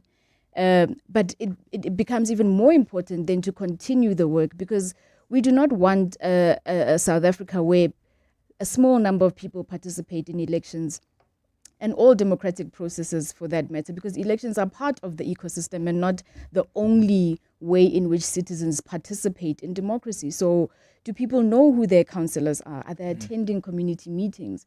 Are they adding their voice and setting priorities in those communities? So, water is important here or education here. How are budgets being used in communities? And we want communities to really engage fully, because then they will also see even more value in what their vote translates to in terms of who they've elected and what it is that they're providing. Yeah, and of course, this is not the work that's just going to be done by the IEC. If we are not going to have success in just getting people to understand how important it is that they play a part, but also in understanding how important it is that they vote, the media needs to play a part. Government needs to play a part. Absolutely. And I often wonder the easiest thing to do is to just make sure that this is somehow embraced even in the curriculum. Do we teach children from when they are still very much young to understand the importance of voting and to sort of understand the political system that you vote? Yes. And then when you vote, this is the result you get. But also if you're unhappy about certain things, you can come back 5 years later or whatever. Do you think there's a role government can play that is more, or do you think they're already playing that role? It's through the curriculum, especially the basic education department. I think there's an opportunity to strengthen it, and we've had conversations with the Minister of Basic Education just to renew and revive. So we do have a standing MOU with the DBE, the Department of Basic Education, which enables us to go into schools, as I said, right from grade 1 all the way to matric, to do civic education. but also we produced a training manual for teachers so that they're also able to do it within the LO subject. Yes. So it is, civic education is embedded within LO, but I think there definitely are opportunities to really strengthen it. For example, sometimes a person will say, if you don't test something, a child won't remember it. So maybe we need to put it in other subjects and really make it almost a pervasive learning. So in maths, teach a little bit about counting of votes. In geography, get them to understand, demarcation and voting station and how those are selected. So in those sort of problem solving or examples within various subjects, infuse electoral sort of knowledge so that it really begins to build up for young people. And then they see their role once they turn 16, they must register, and 18 and vote, because you've been teaching it not just subtly, but you're making it practical. I think that's the thing. You're making it practical. Yes, I would have loved to leave school and I fully understand the essence of this democracy. Yeah. Or I can recite the preamble of the Constitution. Yeah. Or, we need to get to that point, because that's really how you get them to be interested. So I spoke about this research that you commissioned as the IEC, which found that confidence in democracy is at a historic low. Only 17% of South Africans say they are satisfied with how democracy is working in their lives, while 68% or so are not. How do you interpret this as the IEC, and does it concern you at all? It absolutely concerns us, and it should concern everybody, because what the research also does is that it paints a picture for all of us as stakeholders. So if for even you as the media, it tells you exactly where people get their credible information. It tells you what trust and which platforms for media they prefer. But a decline from 2004 from 63% satisfaction with democracy to 17% is very worrying. But we don't take that fatalistic sort of approach. We are not defeated by it. For us, it says you need to do much more. You need to do much more targeting. And I think we've already started responding to this research, because we did receive some of the preliminary research earlier on. And so we've crafted this elections programs very much to respond to this. And that's why we've decided to reveal the slogan and the logo of our LGE 2627 next week on the 1st, because the research says you need to be out there with messaging for a longer period, and not just before the election. So we're trying to respond to being in people's faces, in their ears, on their phones for a longer period, to raise awareness about elections. So from your observation and looking at this research, do you get a sense that dissatisfaction with government performance affects whether people register to vote or not? Because I see in the research between 73 and 82% of those surveyed said that corruption, unemployment, the rising cost of living, crime had all worsened over the past 5 years. Yeah. That dissatisfaction, how does it then affect that even people who want to register to vote or not? It's directly related. It is the reason people are saying they do not register and do not vote, because people are saying they do not see the democratic dividend. They do not see the ROI, the return on investment for this vote that they're making. And that is the reason why they're disengaging. Not because they don't know that elections are coming, and not because necessarily that the duty to vote has declined that drastically. People still have a sense that they must vote. They understand what citizenship is about, but they're so disillusioned with their day-to-day environment that they're failing to connect. Why should I then vote? I'm voting for people, but where is the delivery? And that's the association. And when it comes to then trust, because they've lost trust in politicians, political leaders, in governance, in democracy, it begins to pull down even the trust within the IEC, even though those who do vote rate the work of the IEC quite highly. Yeah. And we're trying, Clement, with this election to say to South Africans, come and see it for yourself, because there is that disconnect between people who have voted, who are saying the processes go well, the officials are professional. I saw everything. It looked transparent and all of that. That's very high. And yet trust in the IEC is declining in democratic institutions, in democracy. So we need to fill that gap. We need to fill that gap, and we need to have a combined effort by all stakeholders, not just the IEC, to get more people going through this passage to experiencing it yourself so that you tell your own story. Yeah. Because also misinformation is a problem in our society. People just believe what they hear. Absolutely. I saw that, there's been a strategy I've picked up over the last couple of years with the IEC where you try even to engage people that are more influential, even on social media, to try and help you with the messaging. Mm-hmm. Has that been helping? Because, influencers have people who follow them. Yes, but I just wonder when they come out and say, hey, let's go vote. They do a reel on Instagram. Yes, do people really go? Interesting. Again, our research over the years has told us that people don't believe or celebrities at least. So we must differentiate. And so our strategy has been to use more people who are organically talking about elections, talking about democracy, talking about the political space. They already started that. They started it. They have that exactly. Yeah. So we're not buying their interest. Yeah. There are citizens who are already interested and have a following. What we do then is empower them with information and give them access to us to ask questions. I have this idea, Clement, really coming out of the research. Dr. Roberts was saying we have a lot of happy voters. Well, maybe not a lot, but we have happy voters and unhappy abstainers. And I just feel like we need to gather around all these unhappy abstainers and just say, ask the questions, because a lot of the time, in my experience, because we do all of these engagements all around the country, the misconceptions are real. There's a lot of myths that people are peddling. People believe. Like what? And the common one. Stolen? That one, but more that if I don't go and vote, they'll take my vote anyway. Oh. And I'm just like, where does it exist? Yeah, but it needs to exist. Sometimes say that they exactly, try and manipulate. Exactly. And so we all need to be responsible about this space, because the impact is really, really, it can be dire if we seek out ways in which to discourage people from participating. We want a South Africa that thrives, a democracy that thrives, and all of us must play our part. Yeah. 011-883-0702. Maybe you've got some ideas also for the IEC on how we can really get people to come out, because there are a lot of them out there that can vote. Some are staying away based on the misconceptions they have. Mm-hmm. So what are the creative ways you're thinking of that you can give to Moagisi here to jot down and go discuss with her team?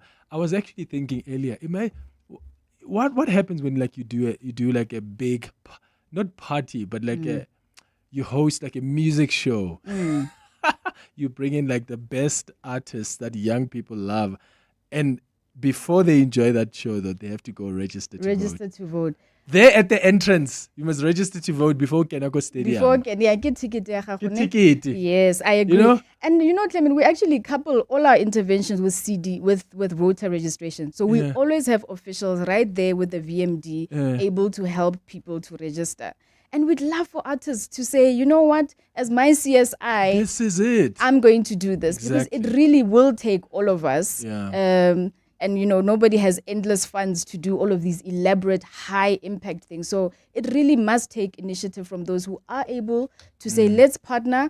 I have an audience. You come on board and let's get South Africa voting. This would be incredible. Imagine Black Coffee coming out. Oh, yes. Zoe Modiga, all these big artists saying, this is my CSI project. We're going to have a big concert at FNB. The IEC is going to be there with their huge infrastructure. Before you come in, your ticket is register to vote. That's it. That would be so incredible. All right, let's go to some calls. I'm going to ask you to put on your headphones. Moagisi, we're going to take some calls on 011-883-0702. Your WhatsApp's on 072-702-1702. Shadi, you are calling from Midrand. Good morning. Hi, how are you? I'm all right, Shadi. How are you doing? And your guest, good morning. It's still morning. Great show, great topic. Thanks. Sad topic. I think, the lady speaks so well and eloquently about the role and the responsibility of the IEC. And I just kind of think there's such a disjuncture in her role in terms of what she has to do is to work literally against the current by getting people to come back, or those at least that have voter apathy, to come back and vote. But at the same time, people are kind of feeling very unresponsive, and there's such a high polarization and an anti-democracy or anti-party, set up between the mindsets of people, because it looks as if, the IEC wants us to come and exercise our democracy, and all good and well, but democracy is kind of looking like it's failing at the hands of the very parties and the institutions that the citizens are depending on, and therefore there's a total decline of trust, and they're looking at like, what has voting done for me? And so, the IEC really honestly rocks up at this particular time, asking for people to vote, and so to the very parties that ask for people to vote, they give people T-shirts, they do concerts, and I hear you guys saying we must force people to come into a concert and vote. No, that's not how it works, and that should never how it works. People should take their civic duties very important, and and be very serious about them, but also feel that their contribution is making an impact. And I think that is what is lacking within whether the younger or even the despondent or apathetic voter population of South Africa. And it's sad because I think the IEC doesn't really monitor the role to keep parties accountable to what they say during the time in which they kind of encourage people to come and vote. And so I feel like it's such a huge juncture, and it's sad. Hence the need for all the stakeholders to work together. Look, I mean, Shadi, one thing I've picked up is that, and I see this with my own family, my sister or my cousins, when I ask, have you registered to vote?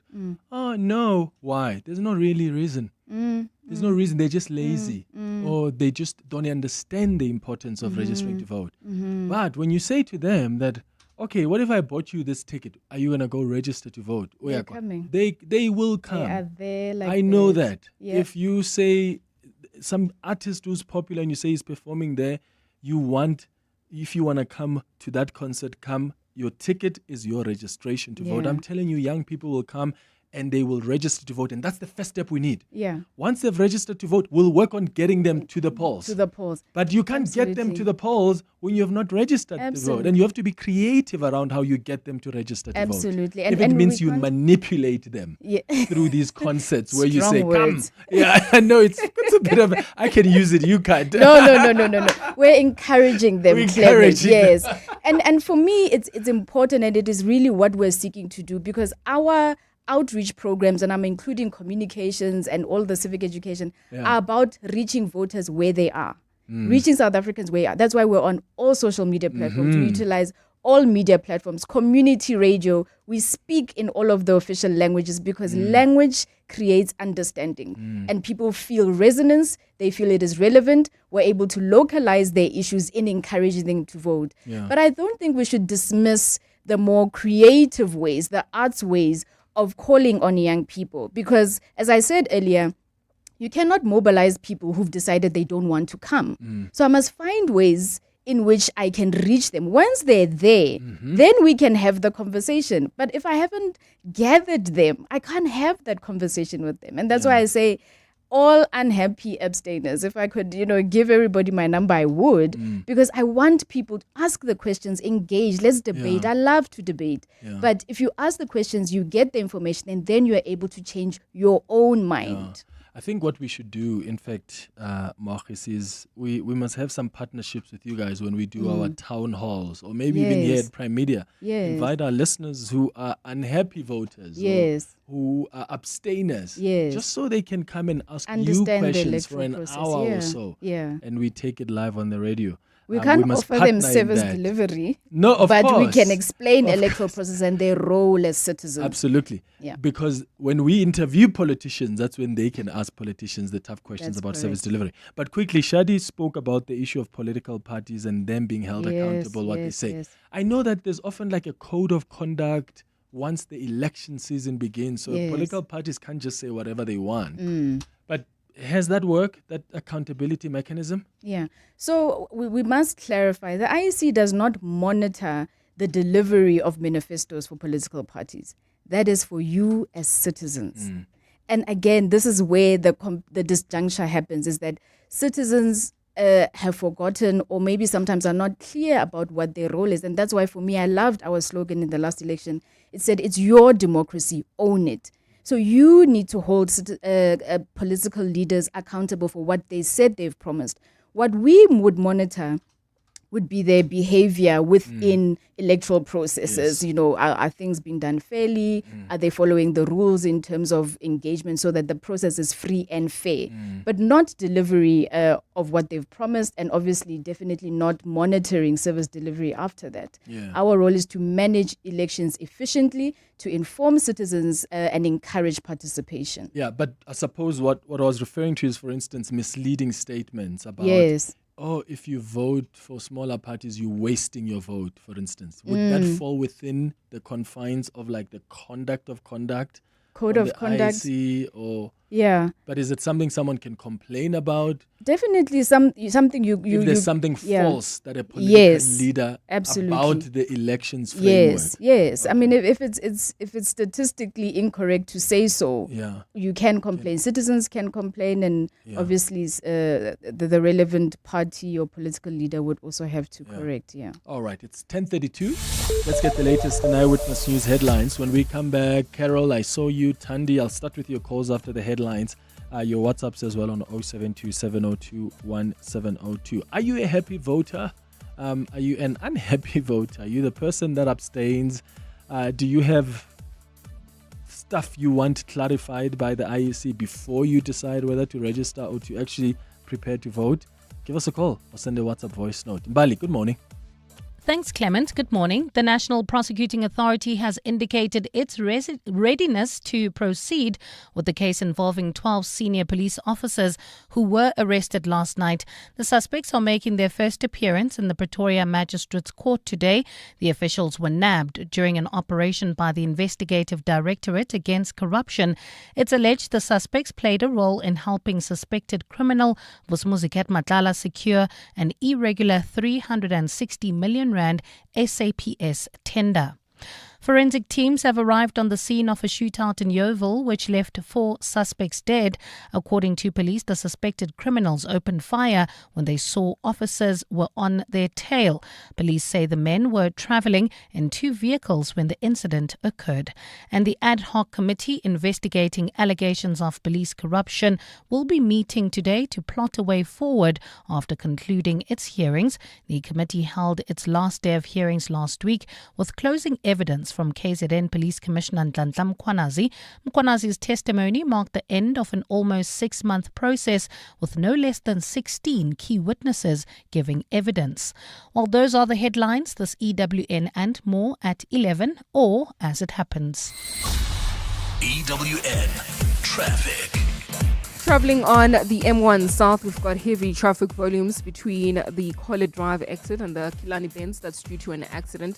There's also queuing traffic in Parktown along Empire Road approaching the M1, while travelling on the M2 West in the Amalgam area. Delays between the Crown Interchange and Main Reef Road. If you're travelling towards the city of Tshwane, please try to avoid the R21 North and roadworks are taking place right near Olifantsfontein Road, causing delays.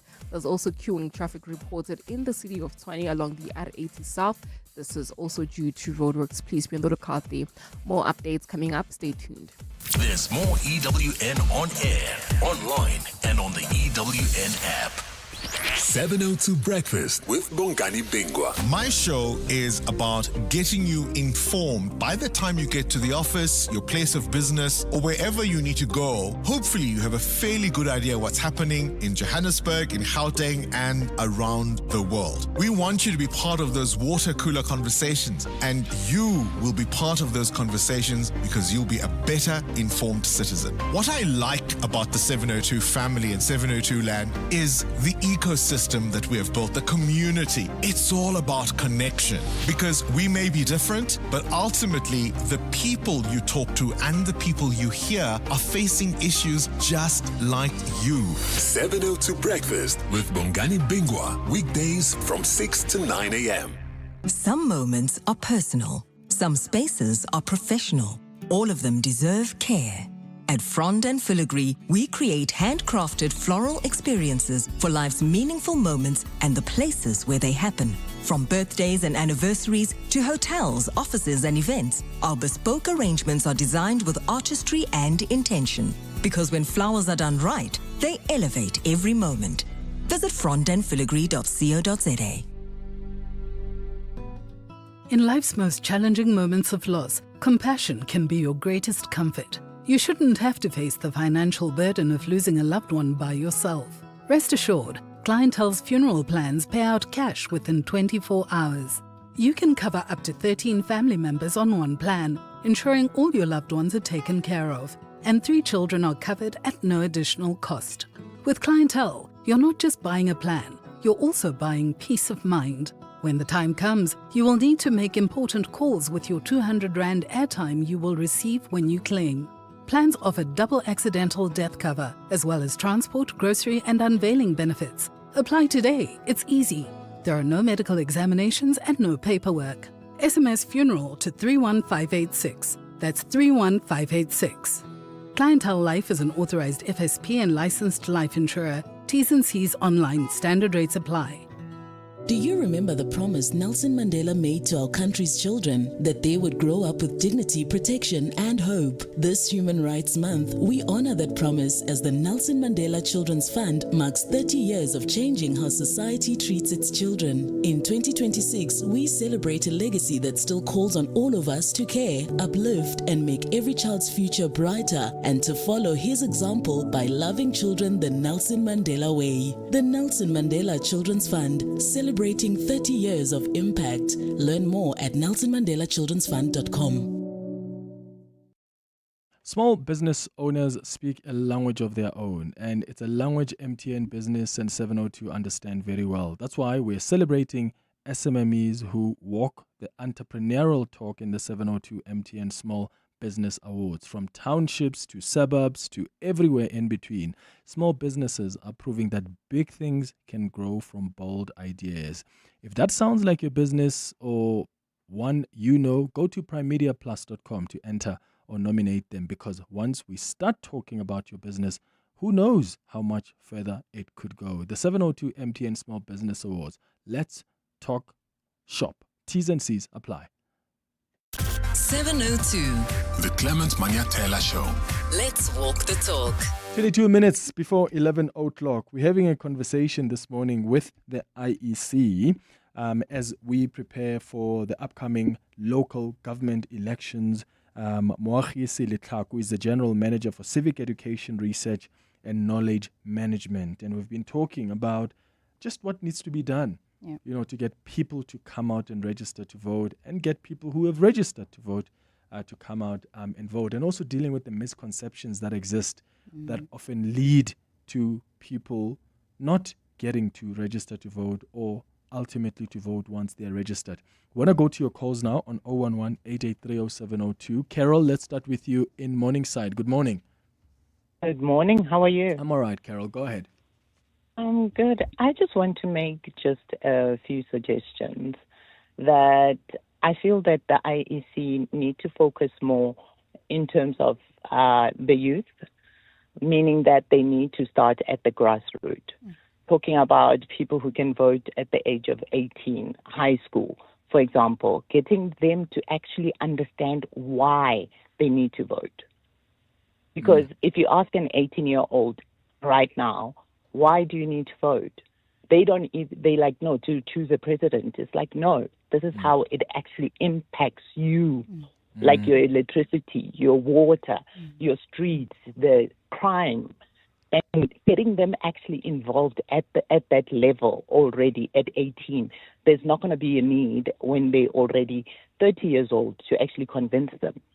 And another thing is that, like university students, getting them to understand if they start voting now, by the time they finish university in 3-4 years, then how is voting now going to impact them then? Whoever they vote for now is going to be whatever results that person that person has actually done. It will impact if they have a job, if they have everything. So they will take it serious at that stage, because nobody has actually asked these youth, what is it that you want? What is it that you want to see about your country change? Yeah. And Carol, in fact, we've got something we're going to be doing from April. We call it classroom conversations. We're going to be going to schools to talk to them about what do you want, to talk to them about whether they understand even this voting process. And we're taking it across the entire value chain. So we're going to primary schools, we're going to secondary schools, high schools, we're going to universities. In fact, if you are a university or you're a secondary school, high school, primary school, and you want us to come host this show at your school, you want to host us when we talk about this important issue of voting, what your students, your learners think about where this country is, where the future of this country is going, send us an email on contact@702.co.za. I think that's the email address, right? Contact@702.co.za if you want us to come visit your school. But yeah, Moachisi, that's quite important, isn't it? Like, that's important for young. I mean, to ask an 18-year-old, why do you vote? And they think, oh, it's to choose a president, and they don't know that actually your livelihood is actually very much linked to the decisions you make at the polls. Absolutely, and Carol makes a very important point, Clement. We need to listen to young people. I think we've spoken just in general as the world, not even as an institution or as a globally, we speak down to young people, and we forget they're not just the custodians of democracy for tomorrow. They must lead it today. And I often even say to young people that sometimes you don't get so lost in that I'm still young and I have time thing, because the future unfortunately requires you to make decisions today. And today is when you're 18 and casting a vote because you're aligned with whatever it is that that particular leader is saying that they will bring to you. And that must align with what are your ambitions as a person, as a young person. I want to work in which sector? You need to add your voice. And she's very correct that we need to translate voting into lived experience in order for young people to get it, because they don't always make that link. For example, we always have at the beginning of each year protests around funding for tertiary institutions, and we do go to tertiary institutions as well as schools. And it can be quite a volatile time to go in the beginning of the year, because we are going there. We want to get especially the 18 to 19-year-olds who are there with their IDs to come and register. Yeah. But it can also be quite a volatile period. And so we've also had moments where we're in the clash of these sort of protests at times. But voting allows you to have a voice around how budget is spent and who is speaking to you about young people's education. Not enough of them are able to enter institutions. What are young people saying about that, doing about it? And how are they using their constitutional right to vote to ensure that it translates to a future where more young people are able to access institutions of higher learning, for instance. So she's very, very correct. And I think sometimes also just listening to people, Clement, makes a difference. And it brings them closer to you in order to learn and to be converted. We need to listen a little bit more. Absolutely. Thandi, you are in Braamfontein. Good morning. Hi, Clement. Firstly, I just want to start off my comment around election management bodies in Africa. The IEC is one of the best. They do an incredible job. So I want to start off there. They overcome challenges that are incredibly immense. And so I want to start off with that comment. I think this conversation about civic education, while the IEC, their primary role is voter education. But, while we're having this conversation about civic education, we've also got to understand the systemic issue. It's by design that people are not taught civics. civic education, as people have commented on this open line, is obviously something that needs to start at junior school. You know, the life skills that people are doing in high school, that's where this thing is supposed to be. You don't change behavior later on. You develop a citizen from the start. And by design, because if people do not know how they hold their state and their officials accountable, they're powerless.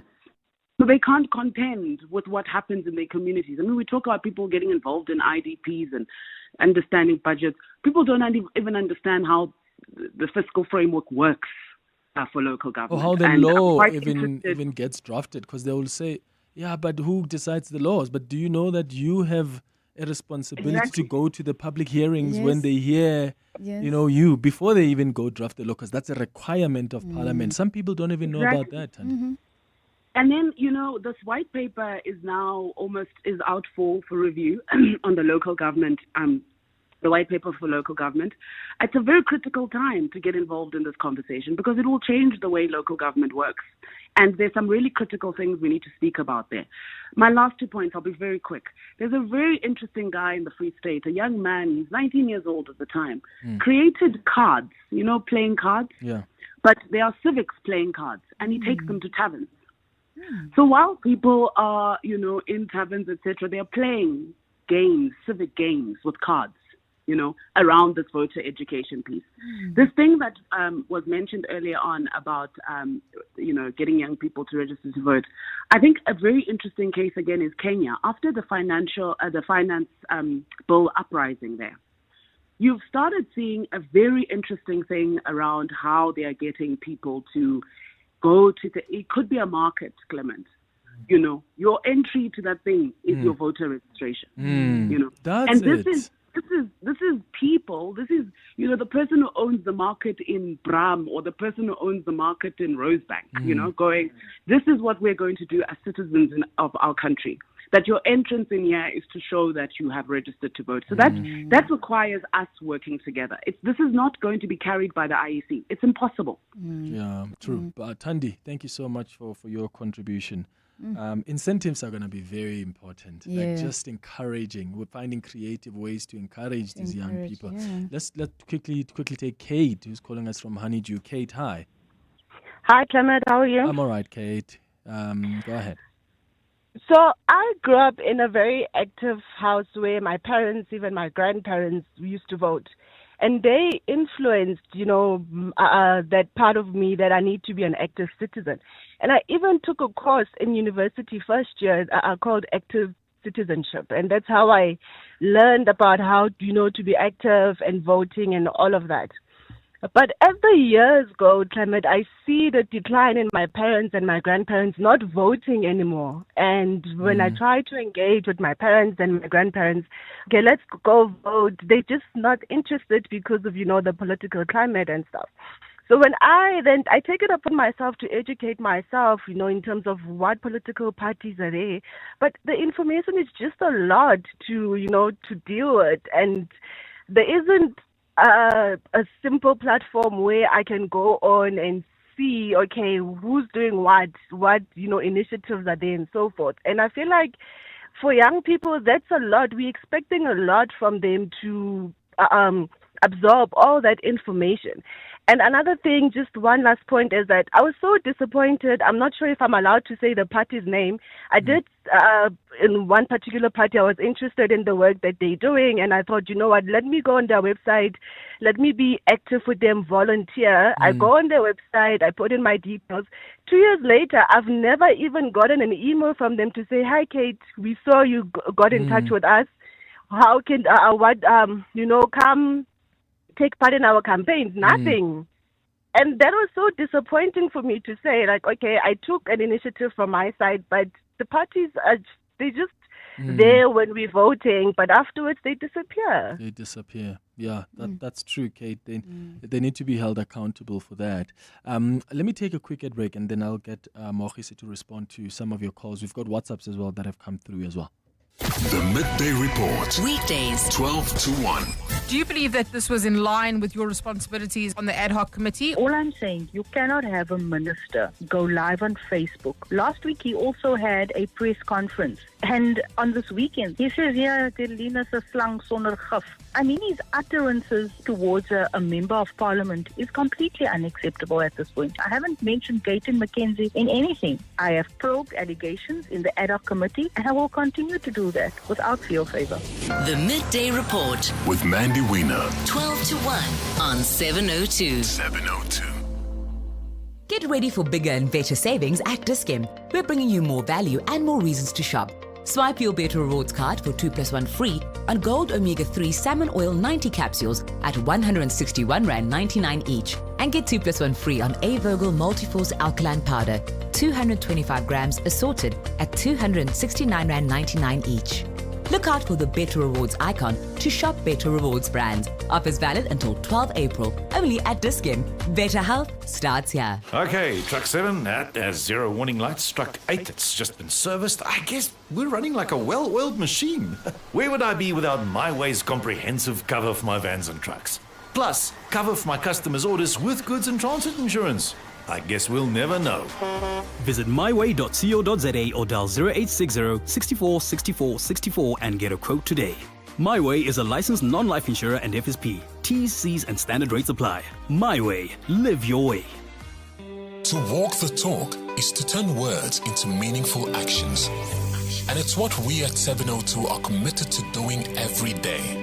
We are also committed to following the rules set out by the Broadcasting Complaints Commission's Code of Conduct. To give you balanced programming, fair comments, and accurate news. But if we stumble along the way and you feel we are not living up to the code, let us know on comment@702.co.za. And if after that you're still not happy, you can direct your complaint in writing to the Broadcasting Complaints Commission. Email bccsa@nabsa.co.za. For more, visit bccsa.co.za. You're with Clement Manyathela. 702. Let's walk the talk. All right, 8 minutes now. Before 11 o'clock, I'll get Mohisi to have her last words in a moment, but here's some of the WhatsApp voice notes that came through.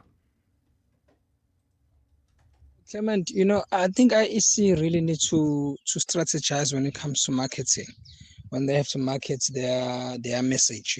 I've never seen a key holder with an IEC. I've never seen a sticker on a fridge with an IEC. If they really want this message to go abroad, because talking to them, you can go to this community outreach and try to raise awareness and try to meet up the youth. But if you don't up your marketing skills, it's not going to happen. I've seen the post on social media, but I still don't think it's enough. I think they need to up their game and to make sure that even on social media, not on social media, but their technology improves. Do not only talk, try to be part of the society. Like I was saying, I need a key holder. There is IEC. We need bottle of water. There is IEC. The marketing strategy should shift, because they've been trying to do this thing over the years. It has never worked. So they should just change their marketing strategies, Fiso. The only elections that I didn't vote, it was in 1994, because I was young. But I think I'm not going to vote again. Now for the first time I concur with people that don't want to vote. Because, what are we voting for? What are we voting for? We're voting for corruption. We're voting for people who are not serious with service delivery. It's everywhere. It's in each and every political party. Look at what is going on in Western Cape, the racism, the inequality, and everything else, the unemployment, the corruption within the police, the education system, the curriculum. It's bad itself. What are we voting? What are we voting for?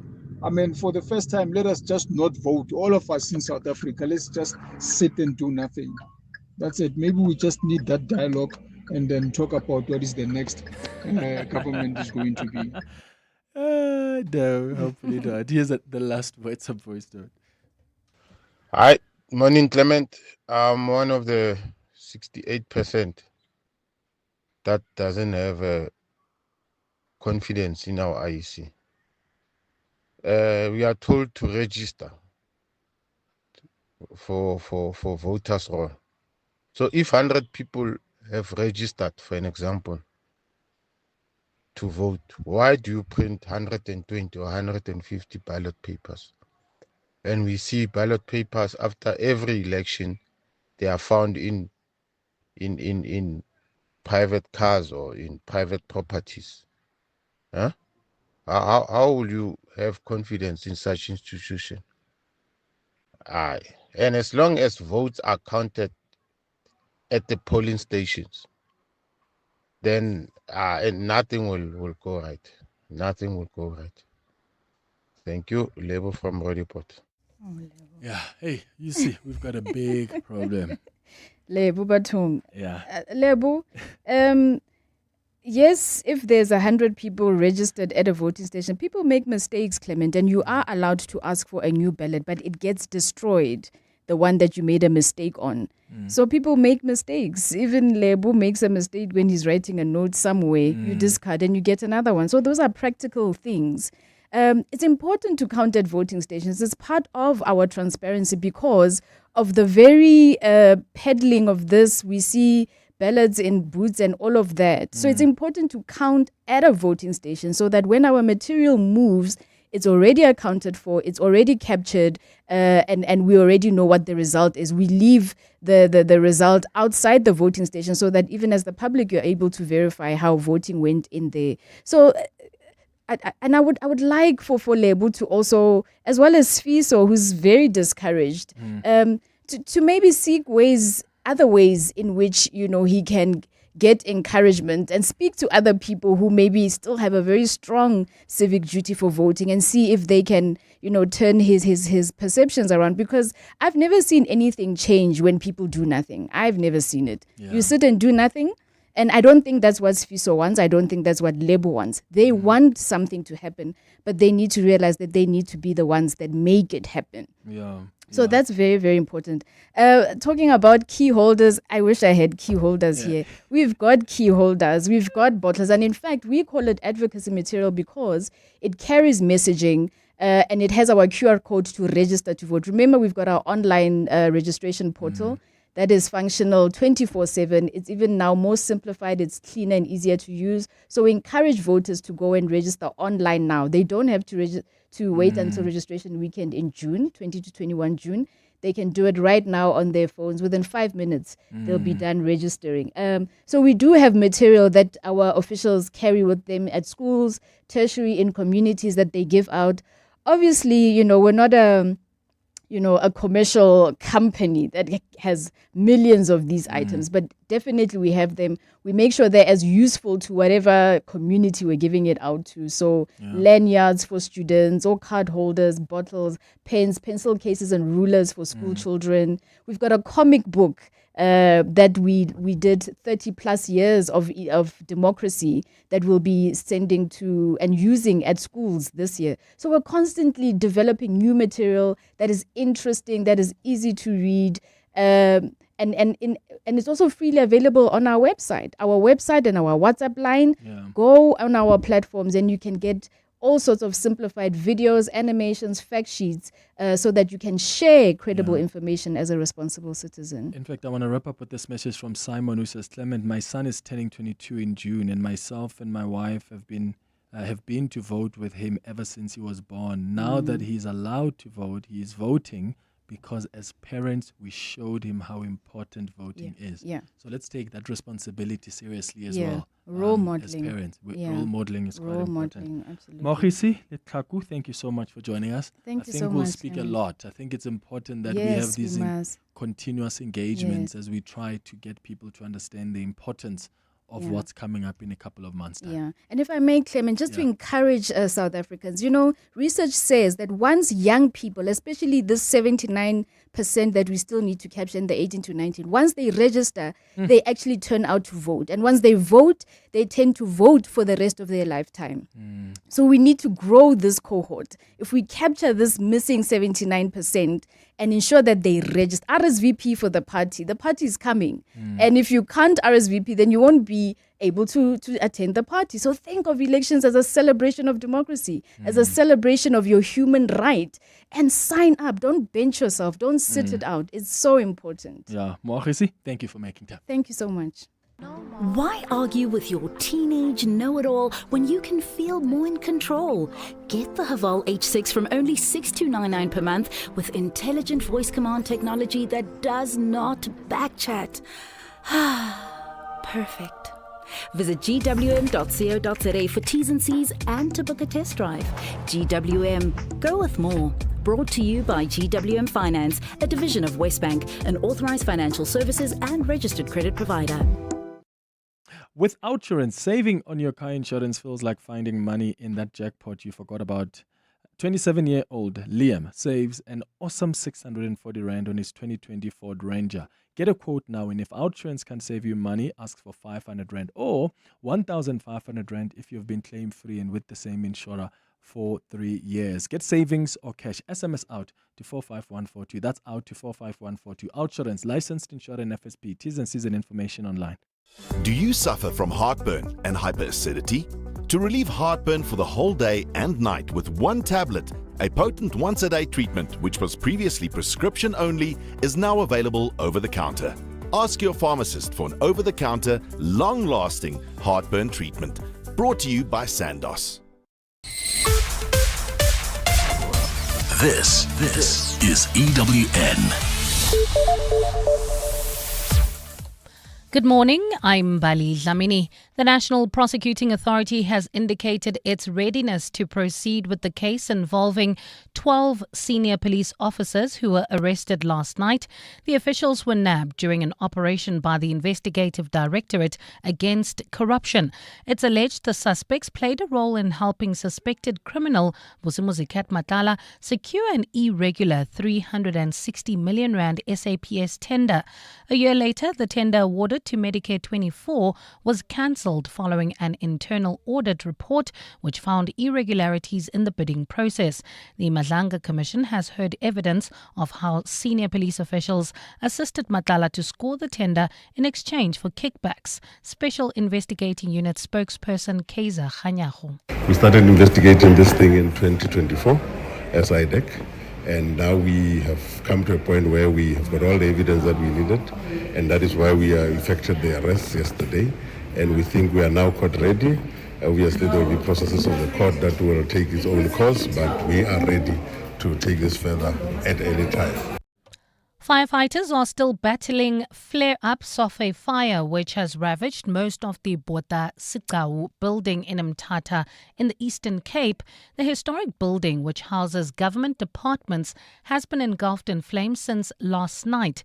Members of the provincial government executive will be visiting the area today to assess the damage.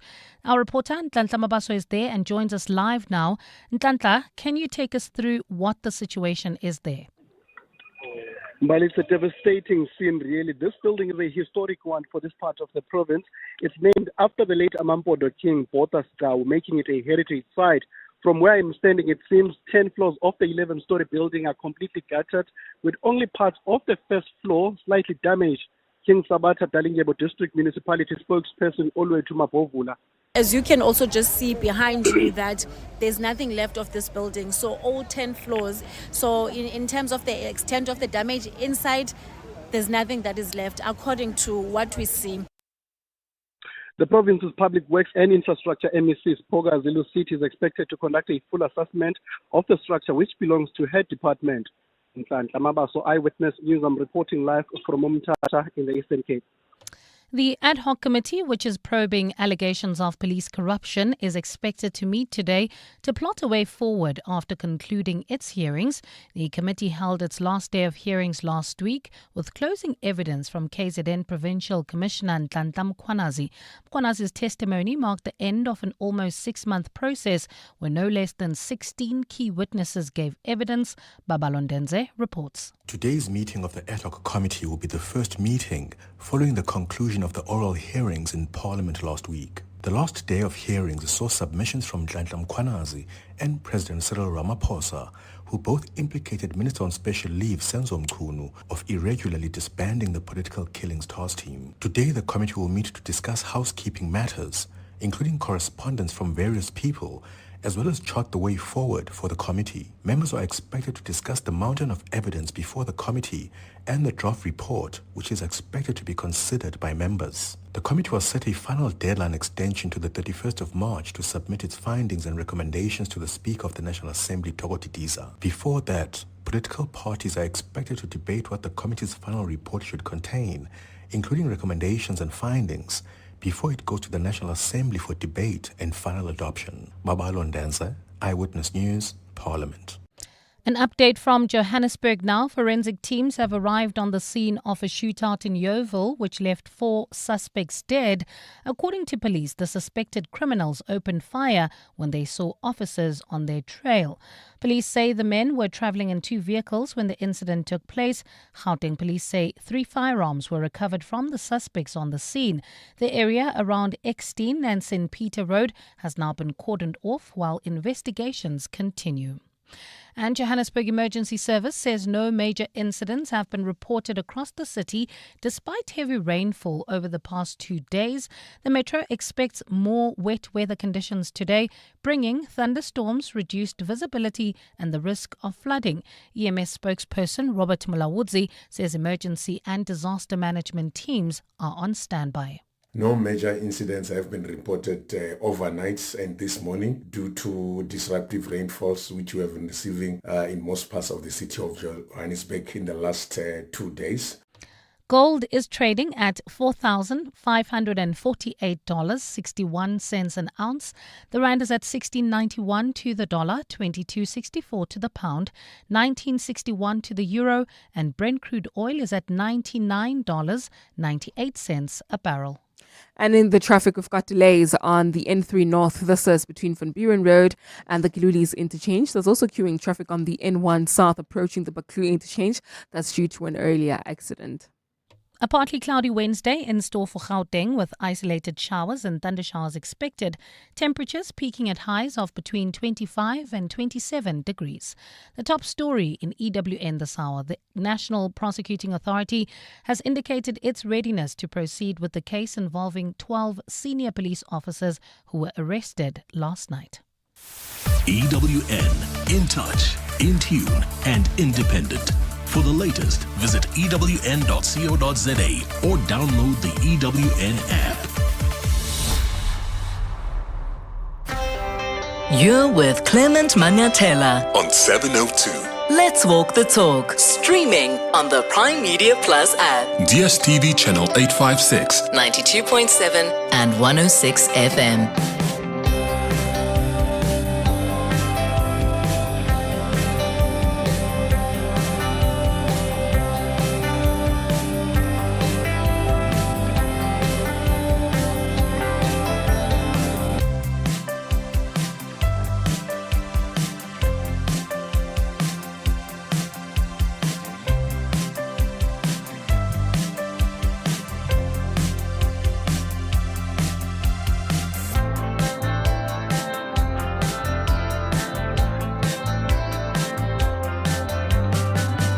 8 minutes after 11 o'clock. Dumelang, Sanbonani. Welcome to the third and final hour of the Clement Manyathela Show. Thank you for staying with us here on 702. Time now for our Listener's Choice feature.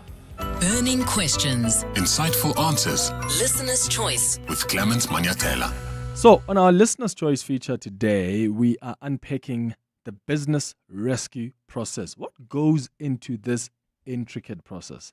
One of our listeners has chosen this topic for today, asking that we look at what goes into the business rescue process. And of course, in this country, this term is quite a common one we often hear, right?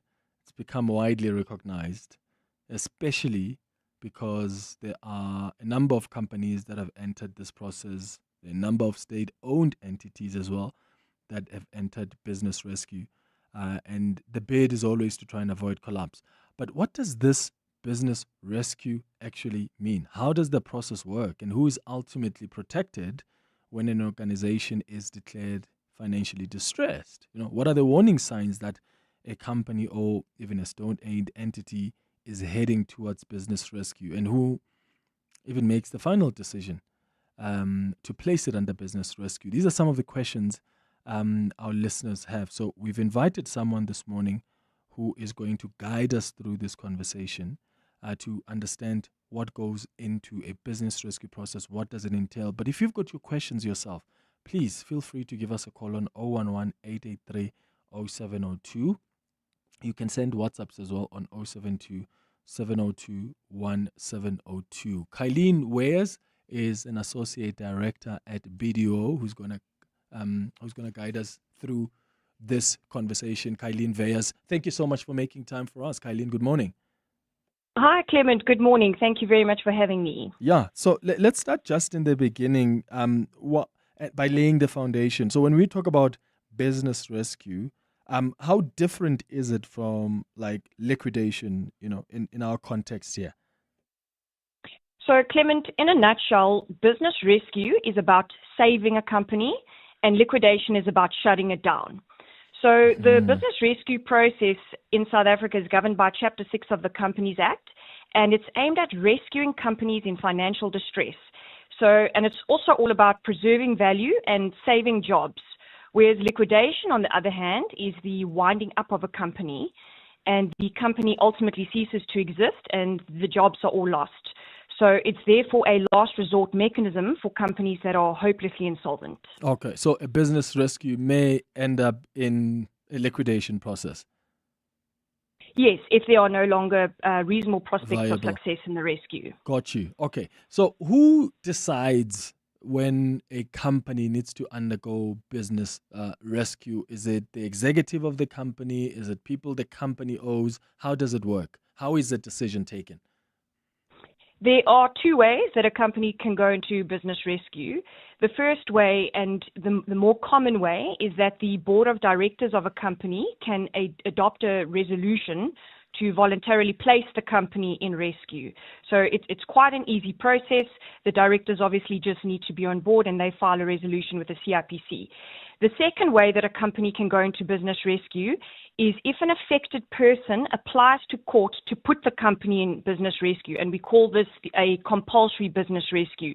So in most instances, it's a creditor that's applied to court to put the company in rescue. Oh, so a creditor would do that. And are there warning signs that a company is heading towards business rescue? And what do you look out for? What are some of those warning signs to say we could end up in a business rescue process here? Absolutely, Clement. Companies don't collapse overnight. There are always warning signs that companies must be aware of. So some signs of distress include, for example, persistent cash flow problems. The company can't pay their debts as they fall due. So, for example, they can't pay their creditors and employees and suppliers as they fall due. If the company is defaulting on loans, if the company's debt is just mounting, those are some of the major warning signs we look out for. And what happens to the management and the directors, the executives? So if there are business rescue practitioners that are running the process, are they doing that in conjunction with the management, with the directors? So when the company goes into business rescue, a business rescue practitioner is appointed whose ultimate responsibility is to restructure the affairs of the company and to develop a business rescue plan. The practitioner has full management control of the company in substitution for its board and pre-existing management, but the directors and management still stay involved in the company operationally, but rather they act under the authority and the supervision of the practitioner. They still need to cooperate and work with the practitioner. And who do they answer to, those practitioners? Do they report? And are they accountable, for instance, to the creditors? Are they accountable to, who do they report to? So, or even the court? Yes, so as business rescue practitioners, we are accountable to all affected persons in the process. which includes the creditors and employees of the company. And we are also officers of the court, so we have the full responsibilities and duties of a director of the company. We also have fiduciary duties under Section 77 of the Companies Act, like all other directors. But I think it's important to note that our role as practitioners is to balance competing interests in the rescue process and to deliver the best possible outcome overall. It's not about serving one group over the other. We are about balancing competing and stakeholder rights and interests. Mm-hmm. How expensive is this process, Kylene? Or does it depend? Of course, I'm sure it depends also on how big the organization is. But is it quite an expensive process?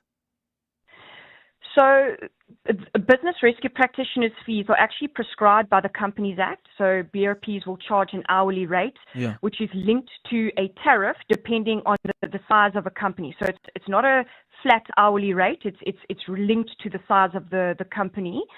And BRPs can, formally agree with creditors to charge a higher hourly rate or to charge a success fee, but it's not easy to answer the question as to how much it costs, because it really depends on the size of the company, how long the rescue ultimately takes. Okay. That's fascinating. I've got some calls and some WhatsApps as well coming from our listeners on 011-883-0702. So we'll start with the WhatsApps now on 072-702-1702. Good morning, Clement, the guest. It's Bongani here.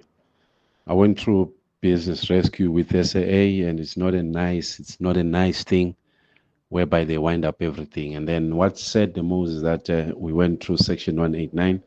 Section 189, last in, first out. And we were told we'll be called back once the airline has grown. The airline is moving. That Section 189 was never honored. And we're still left behind.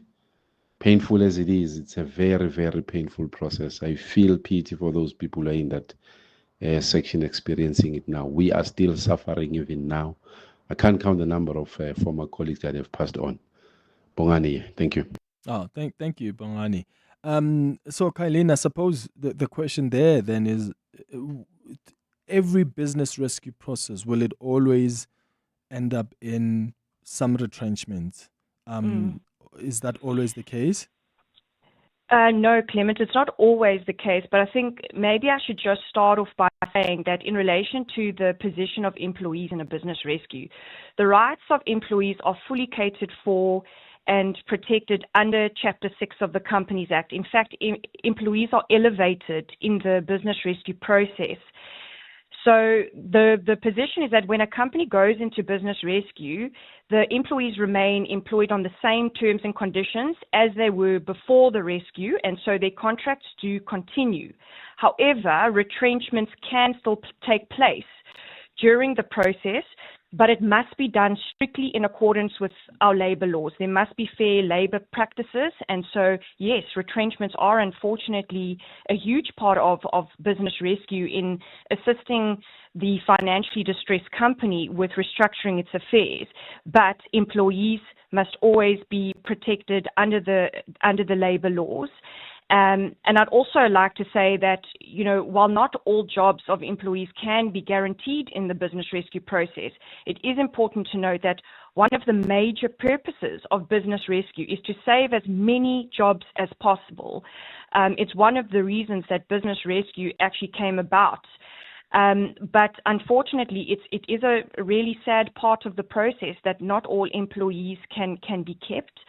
But like I said, the Section 189 process, under the Labour Relations Act needs to be followed. Hi, Clement. I'm curious about the difference between business rescue and judiciary management, which was previously the model used as a rescue mechanism. Why was there a shift from judiciary management to business rescue, and what are the benefits, and what have the actual realized benefits been if we compare the two models? Okay, so the difference then between judicial intervention, Kylene, and business rescue?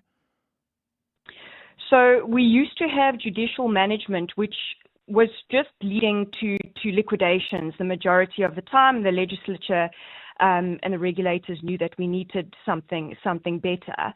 And that's where business rescue came about. And we are having far more success with business rescue because one of the main aims of business rescue is to avoid a liquidation.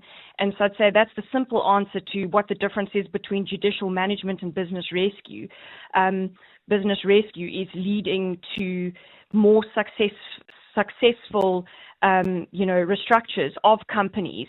Whereas in the past, a lot of these viable businesses would go into liquidation. And that is before we had this very dynamic mechanism of business rescue in South Africa. Okay. Another question here says, if a business rescue fails and liquidation follows, are there consequences for the directors or executives, that management, or any, especially when there's also a bit of wrongdoing that is uncovered? And can a business rescue process also uncover that? Yes. So just to take a step back, the Companies Act provides that once a business rescue practitioner is appointed, he or she must investigate the company's affairs, its business, its property and financial situation. If the practitioner finds any evidence of reckless trading or fraud or any criminal conduct, then the practitioner must report the evidence to the relevant authorities for further investigation and possible prosecution. Now, should liquidation eventually follow, one of the powers that a liquidator has is that they can actually convene an insolvency inquiry and properly investigate what transpired even further. And if any wrongdoing or reckless trading is uncovered, directors can be held personally liable for the debts of the company and also potentially face criminal liability. Okay, here's another one. Clement and the team, my question to your guest is, why choosing business rescue than a turnaround strategy? David. Oh, thank you, David. Kylene?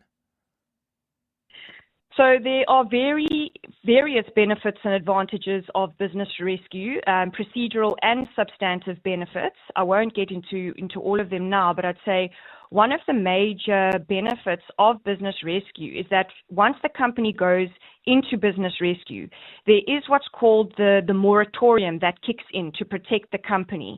And what that means is that no legal proceedings can be taken against the company. And so it is essentially a bubble that gets placed around the company to give it breathing space while the practitioner restructures its affairs. So that's one major plus. Something else that I think is really important is, as I mentioned, is that an independent business rescue practitioner steps into the shoes of the directors once the company goes into business rescue. And this is, a practitioner is somebody who's highly knowledgeable and experienced in doing this very specialized work in restructuring a company's affairs. And so you, in essence, have someone who is able to take this financially distressed company and assist it with successfully restructuring its affairs, and at the same time balancing various stakeholders' rights and interests. Okay. Let's go to this question before some more WhatsApp voice notes. Nick says, Clement, how is a business meant to be rescued with an additional expense? It's a farce to me. Just close the business and move on. That's a message from Nick. But Kylene, you spoke earlier about really better chances of a company surviving when it goes through this kind of process. Yes. And then to listen. Yes. No, I also just want to maybe clarify something. When we talk about a successful business rescue and what actually entails a successful business rescue, Chapter 6 of the Companies Act is quite clear. There are two goals of business rescue. The primary goal, and obviously the most ideal, is to restore the company to full solvency. But the secondary goal, if it's not possible to restore the company to solvency, is to achieve a better return for creditors than what they would receive in an immediate liquidation. So the success of business rescue is not just measured by whether a company survives. If creditors are paid more in a business rescue than they would receive in a liquidation scenario, that is also considered a successful rescue. And so that is something that we look at, because when you liquidate a company, the value is destroyed, whereas business rescue is about preserving value. And if, for example, we sell the assets in the business rescue, we can sell them at market-related value and therefore receive more than we would in a liquidation where everything is sold at a fire sale value. Mm-hmm. Hi, Clement. So my question is around liquidation, as to how does liquidation work? More so that liquidation process says that employees become preferential sort of creditors that the business then owes. So my question is, how long does liquidation take, and what needs to be sold for the employees to be paid out their money following a liquidation process that has taken place? And also, I just want to understand, will the affected employees receive full amounts that are owed to them, or it will depend on what is sold and what is not sold? And my last question is, what has to be sold for the liquidation process to be said to be successful, so that all the preferential creditors, that is the employees, to be paid out? Yeah, quite a complicated question, Kylene, because there are a few of them. So how long does liquidation take? How long before the employees can get paid, and do they get paid in full, or does it depend on what's sold during that liquidation process? Yes. Okay, so I'll give the short and simple answer. So in a liquidation, the liquidator appointed will essentially sell all the assets and distribute the proceeds to creditors in accordance with the hierarchy in the Insolvency Act. Employees rank as a preferent creditor in a liquidation, so they do stand in line for payment above other creditors. But in terms of what they'll ultimately receive is really dependent on what the liquidator can realize in a liquidation. You know, sometimes there isn't much left in the pot for preferent creditors like employees and SARS after secured creditors have been paid. Sometimes there is enough in the pot, and then, for example, concurrent creditors, won't receive anything if there's nothing left. But ultimately, it depends on the value of the assets that have been sold and how much is actually there to be distributed to creditors, and including employees. So it really is dependent on the particular liquidation. As for how long it takes, that is also a difficult question to answer. It's the same as business rescue. You can never say upfront how long the process is going to take, because there are so many factors that play a role in that process. And that's why it's so important to consult with a restructuring professional who can look at the company's unique financial position, what needs to be done, and then can actually give advice as to how long the process may take, which is also obviously never a guarantee, because business rescue and liquidation proceedings are by their nature sometimes complex. So it really depends on the particular company. But obviously I can say that, you know, the aim is never to delay or draw it out or drag it out unnecessarily. You know, a liquidator needs to go in there, do what needs to be done, and wind up the company as quickly and efficiently and as properly as possible, in the best interests of everybody concerned. Hi, Clement. Your discussion with your specialist just brought the following picture to my head.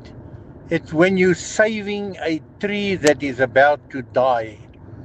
You need to trim some of the branches, cut off some old dead branches, and then revive the tree so that it can grow instead of taking out the whole tree. That is how I see this business rescue versus collapsing of the business.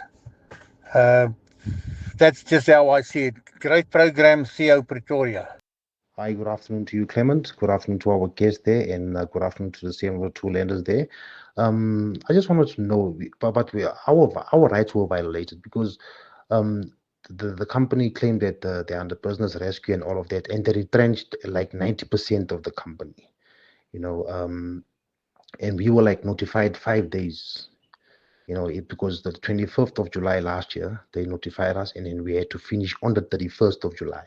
And then on the retrenchment letter, it stated that they will give us 3 months' salary plus our leave pay and all other benefits. But we never got anything. We only got 1 month's salary. That was the month of August after July. And then we will keep on asking for our money. We never got it. They blue tick us when we WhatsApp them. And then eventually went to go open a case at the CCMA. So we went to the CCMA, and then the case was just kicked out. It was just said that the company can't pay you, just like that. But it stated on the letter. So yeah, we tried so many platforms, and it was a problem for us. I just feel that the CCMA also failed us in that regard. So going forward, if it happens to the other people, what advice can be given in a situation like this? Yeah, Kaylin?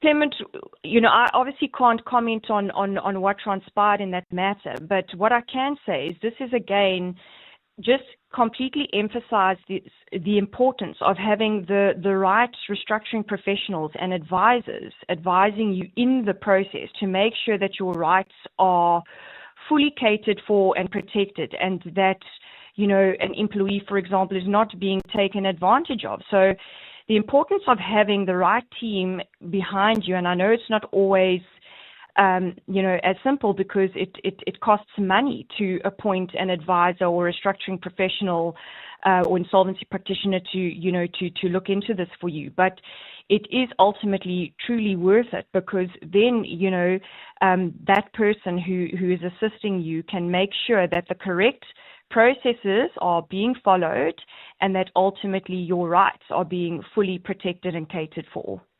Got it. Kailin, thank you so much. You've been helpful, really helping us understand this business rescue process. Kailin Veyers is an associate director at BDO. 11:31, time for the latest in Eyewitness News headlines. Mongezi, hi. Thanks, Clement. Good morning. The man accused of murdering a witness who testified at the Madlanga Commission of Inquiry has strongly denied committing the crime. Matipandile Soteni lashed out in the dock while making his second appearance before the Brakpan Magistrates Court. Now he was arrested in connection with the fatal shooting of Marius van der Merwe, also known as Witness D. It's alleged that Soteni, a former member of the police's special task force, shot van der Merwe outside his home in Brakpan in December. Staying with the courts, 13 suspects are appearing in the Pretoria Magistrates Court on charges including money laundering, fraud and contravention of the Public Finance Act. The accused include 12 senior police officers arrested during an operation last night. But proceedings are yet to start in the courtroom as accused number 1, Vusmuzi Kat Matala, is still being transported to the court.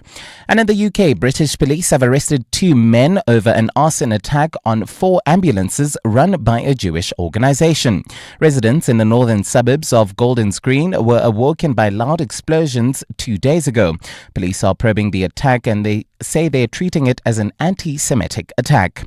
Now those are your headlines. This EWN and more at midday or as it happens. EWN Traffic.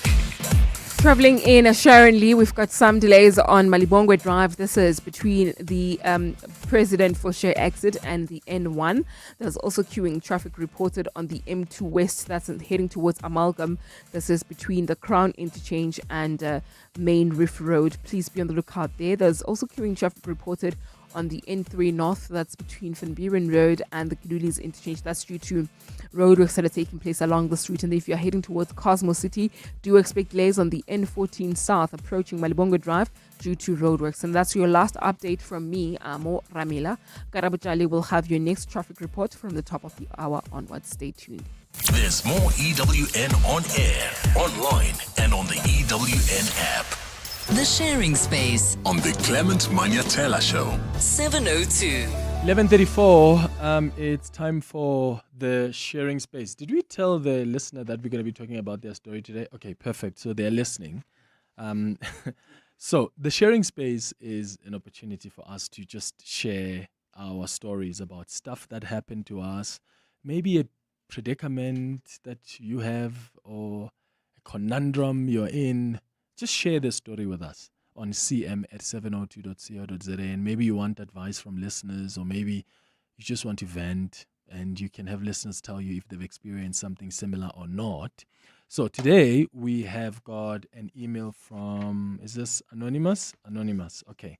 I'm going to read the email, and afterwards I'm going to take your calls. I'm going to take your WhatsApps as well, if the listener is asking for advice. But if you've experienced something similar, yeah, feel free to share. You can call or send a WhatsApp voice note. So here we go. Good morning, Clement and all 702 listeners. I really need your help and the wisdom of your listeners today, because honestly, I don't know where to turn anymore. And my situation has become something I never imagined I would find myself in. I have been married for 15 years. My wife is the breadwinner. She earns roughly 3 times more than I do.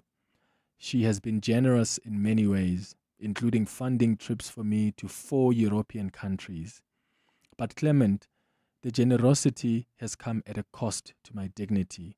Over the years, I have slowly felt myself becoming invisible in my own home. My voice carries no weight. My opinions don't land. I don't feel valued or respected as a man and as a husband. And every time I have tried to raise this with her, things change briefly and then go right back to how they were. That pain of feeling unheard in your own marriage is something I carried for a very long time. And in that pain, I made a decision that I cannot undo. I reconnected with someone I loved deeply in high school. We were together right through until our tertiary years. That reconnection grew into something serious, and I'm ashamed to admit that I secretly married her while still married to my first wife. Half of my family is aware of this second marriage. My wife does not know to this day that I secretly married someone else. And then things became even more complicated and painful, Clement. My second wife became seriously ill. She needed me beside her.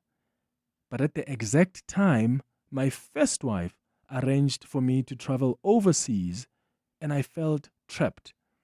I was unable to explain why I desperately needed to stay without exposing everything.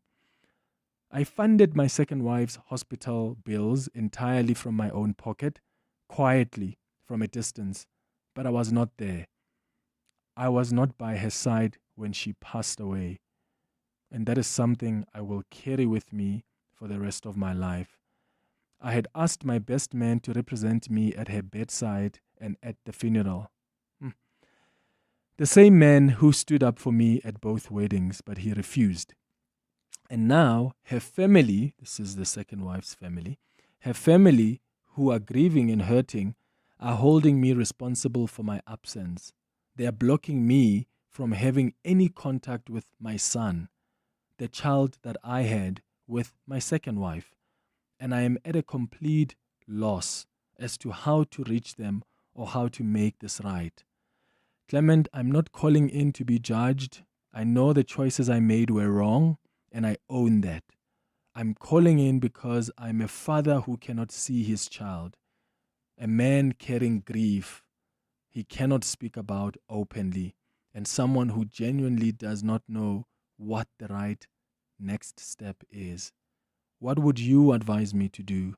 When do I even begin? Where do I even begin to start putting this right?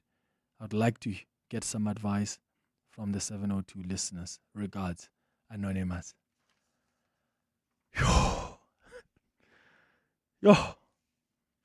First of all, Anonymous, I'm so sorry that you have lost your second wife. Whether your choices were wrong or right, this is someone you cared about. This was a mother of your child.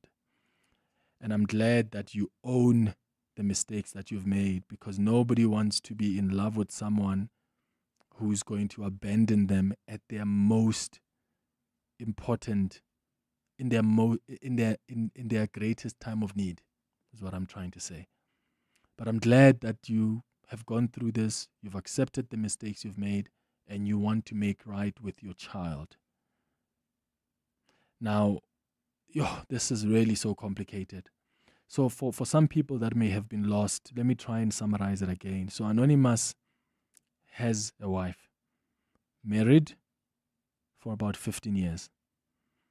Anonymous was not happy in this marriage because wife is the breadwinner and the wife wasn't too respectful to him because he wasn't earning much. The wife was earning 3 times more. So he went and found love somewhere else, respect somewhere else. He found someone that he used to be with in the past. They reconnected. He ended up marrying that woman. His family knows about the second woman who's been married, but his first wife doesn't know. And he ended up having a child with this second woman. But now the tricky part is this second woman was sick at some point. And he traveled with his first wife overseas. And this woman sadly died, the second wife. And he couldn't stay because his first wife was going to say, why would you want to stay when I'm proposing a trip overseas? So he wasn't there for his second wife. And that's the guilt that he's living with. That the second wife passed away when he wasn't there and he was there with his first wife on a trip overseas. And now he says the family of the second wife are refusing him to see the child he had with the second wife because they're saying you were not there when this woman even died. You were not even there at her funeral. So why do you think you deserve to even have a relationship with this child? And Anonymous is asking, how do you advise him? What does he do? Where does he even begin to start putting this right?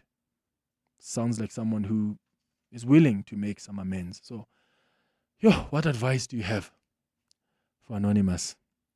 I'll share my advice for him after the break. It's 19 minutes before 12.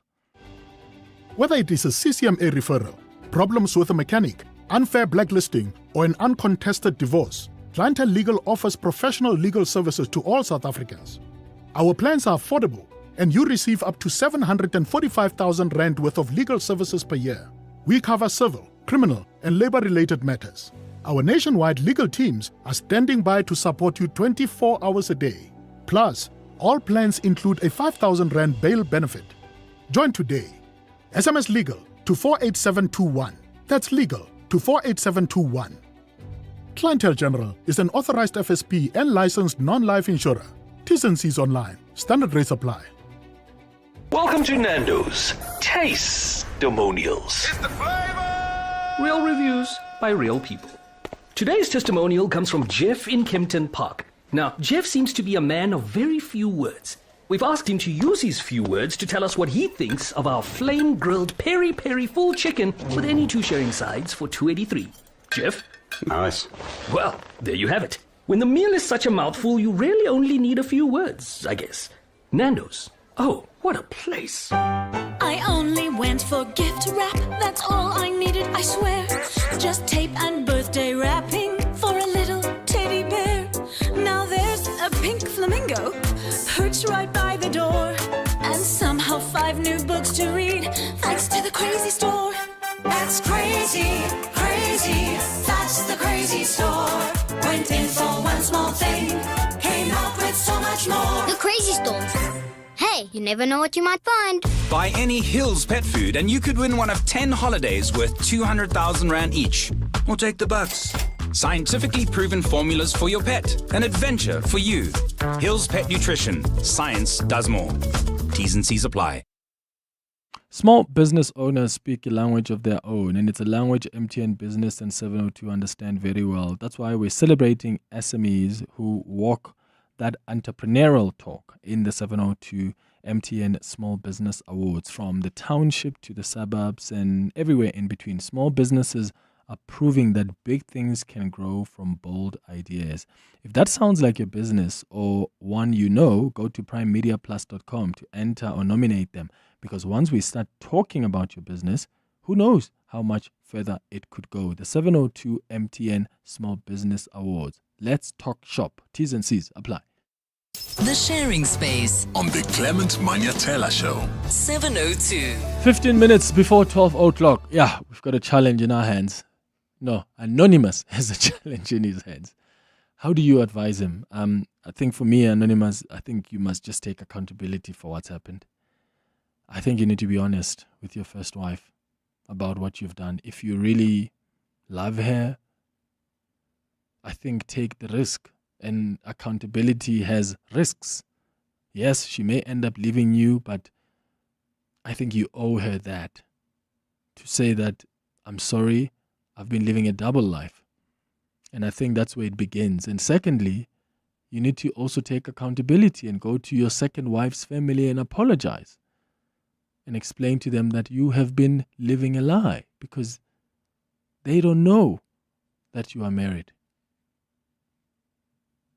And I think thirdly, you need to sit down with your own family.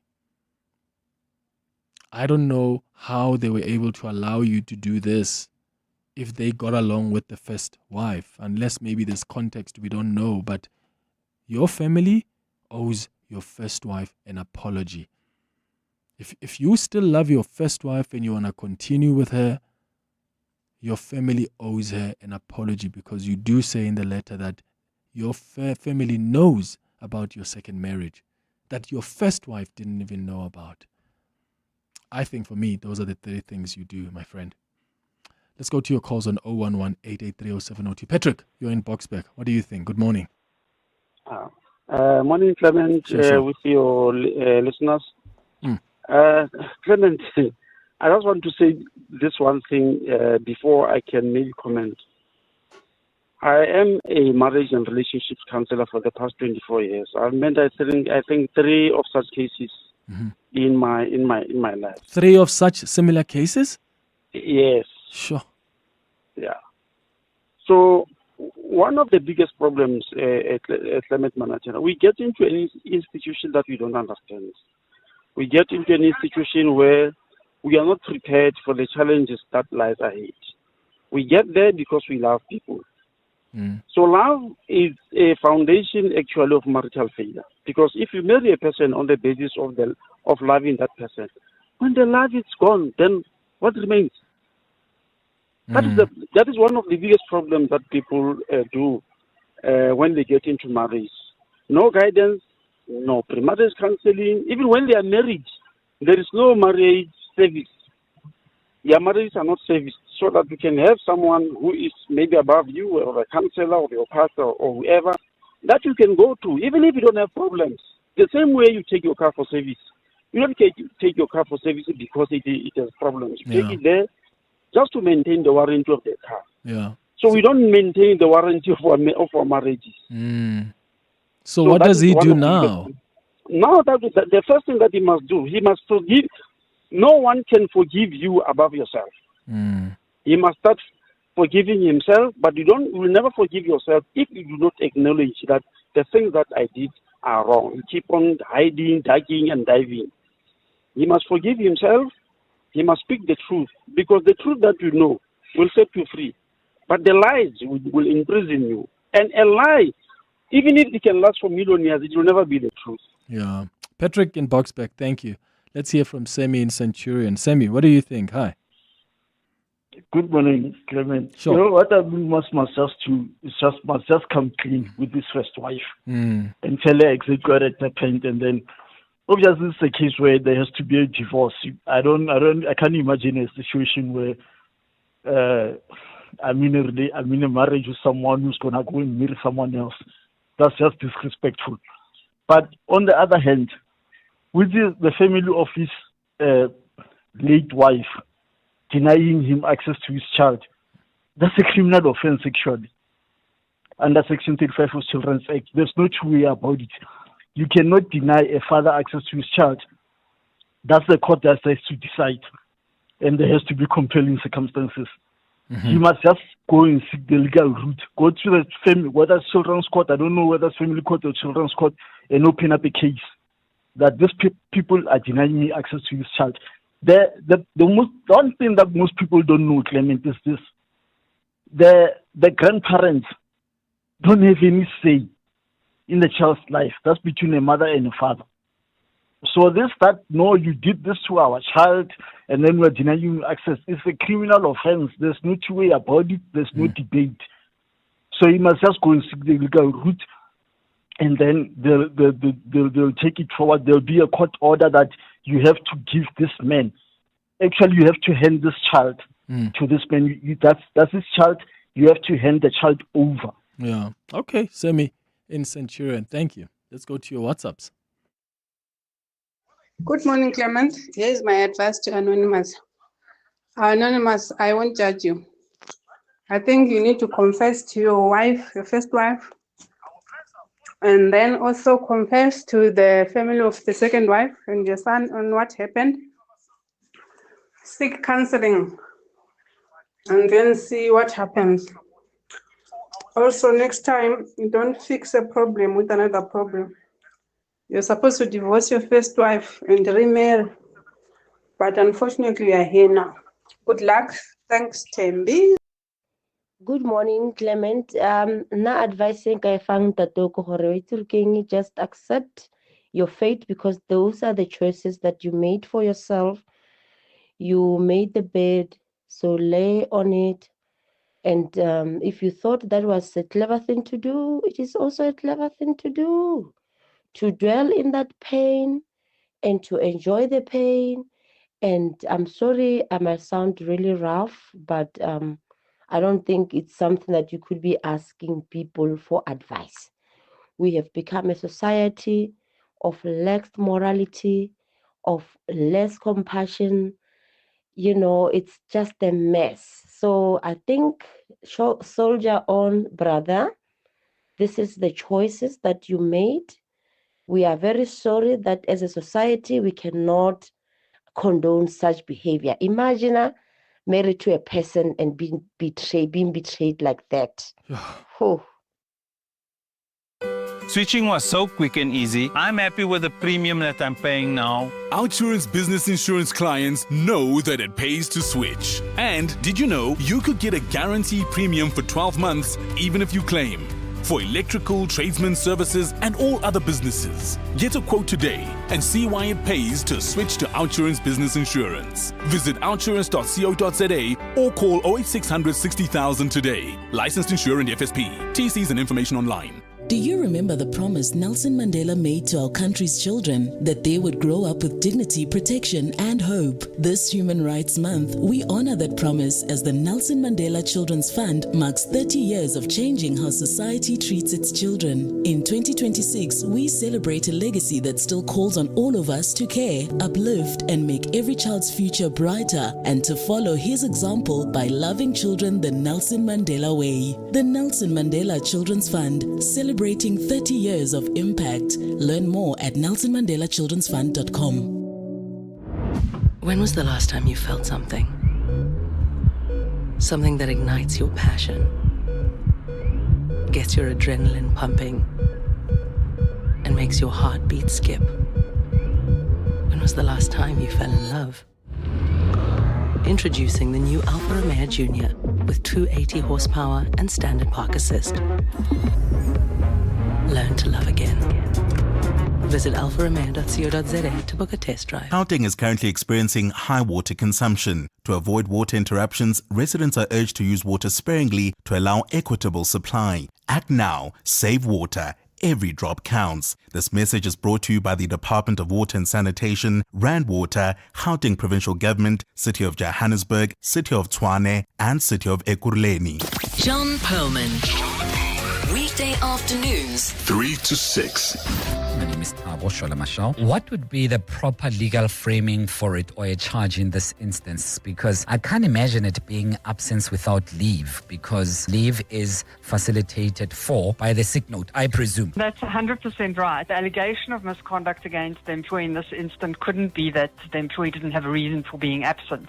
because he was ill and he had a doctor's note confirming that he was ill. But the allegation against the employee would be failing to comply with the employer's rule to communicate your absence. John Perlman.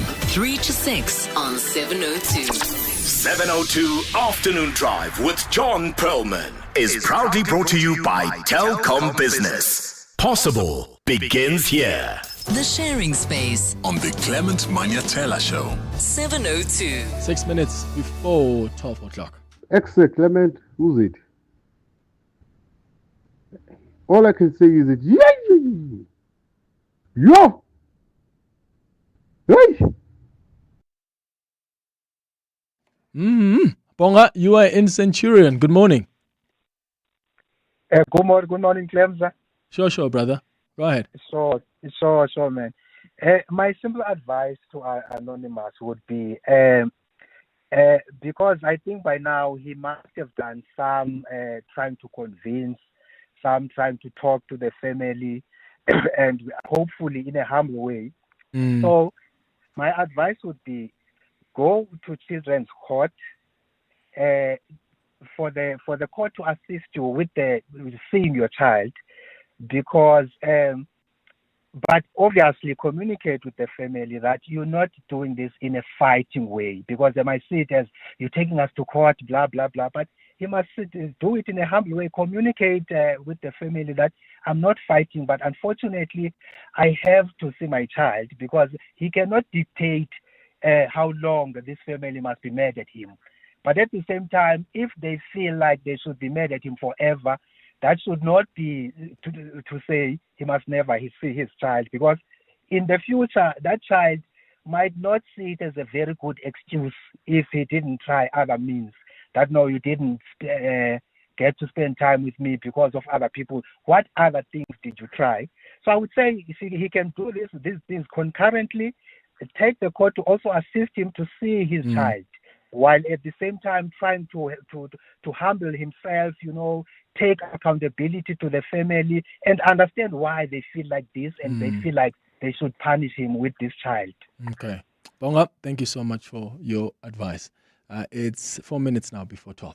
The pain of losing a loved one is never easy. It will leave you feeling overwhelmed. At Clientele, we understand that burying loved ones with dignity truly matters. Our funeral plans pay out cash within just 24 hours, and you receive 200 Rand airtime when you claim to make those important calls. Plus, we cover up to 13 people on one plan. SMS funeral to 31586. That's 31586. Clientele Life is an authorized FSP and licensed life insurer. T's and C's online. Standard rates apply. We're giving you millions of reasons to celebrate with our selection of Lucky Millions Lotto draws. You could claim major jackpots when you pick numbers from thousands of daily draws. Choose numbers on UK 49s, Euro Millions, and lots more from just R5 per line. Enjoy more chances and more ways to win, all in one place. Grab your chance to celebrate extraordinary riches when you play Lucky Millions from Hollywood Bets. Bet now. T's and C's apply. Hollywood Sportsbook is a licensed betting operator. No persons under the age of 18 years are permitted to gamble. Winners know when to stop. South African Responsible Gambling Foundation toll-free counselling line 0800 006 008 or WhatsApp HELP to 076 675 0710. Did you know that you are entitled to buy a new, demo, or used car without a service or a maintenance plan? You can also use an independent workshop for all servicing and maintenance needs without your warranty being automatically voided. Independent workshops are entitled to all technical info and parts needed to work on your vehicle, so you can shop around for the best price and service. Right to Repair. It's your choice. Visit righttorepair.org.za. Coming up on the Midday Report with Mandy Wiener. Mandy, good morning. Morning, Clem. What's popping vandag? 12 senior cops appearing in court today for alleged corruption linked to the Medicare 24 contract. Really good to see the wheels of justice turning there. Alleged witness D assassin denies any involvement in that murder. He's lashed out in court today. We'll speak to Bantu Holomisa on the Botha Sekau building fire in Mthatha and what is lost there. AfriForum has released the Mbalula files, and we'll look at the impact of rising oil prices on agriculture in South Africa. All right, that's the midday report coming up with Mandy Wiener after the headlines. Let's wrap up with our WhatsApp voice notes on our sharing space feature today. No. Listen. I say, sorry to say this, the second wife passed away already. That child, tell the wife it's Mang's child, co-family, something. The same people that helped you with the second marriage quietly, they must now help you get, for that child to get access into your house. And then I keep quiet. A divorce, mess. Yo. Hey, yeah, Anonymous, all the best. Really, all the best. You can become a victim of a legal problem, wrongful arrest, assault, uncontested divorce, rental disputes, maintenance matters, or labor problems. It can happen to you. Clientele Legal provides tough professional lawyers for an affordable monthly premium. Our legal team is standing by to assist you 24 hours a day. Join today. SMS Legal to 48721. That's legal to 48721. Clientele General is an authorized FSP and licensed non-life insurer. T's and C's online. Standard rates apply.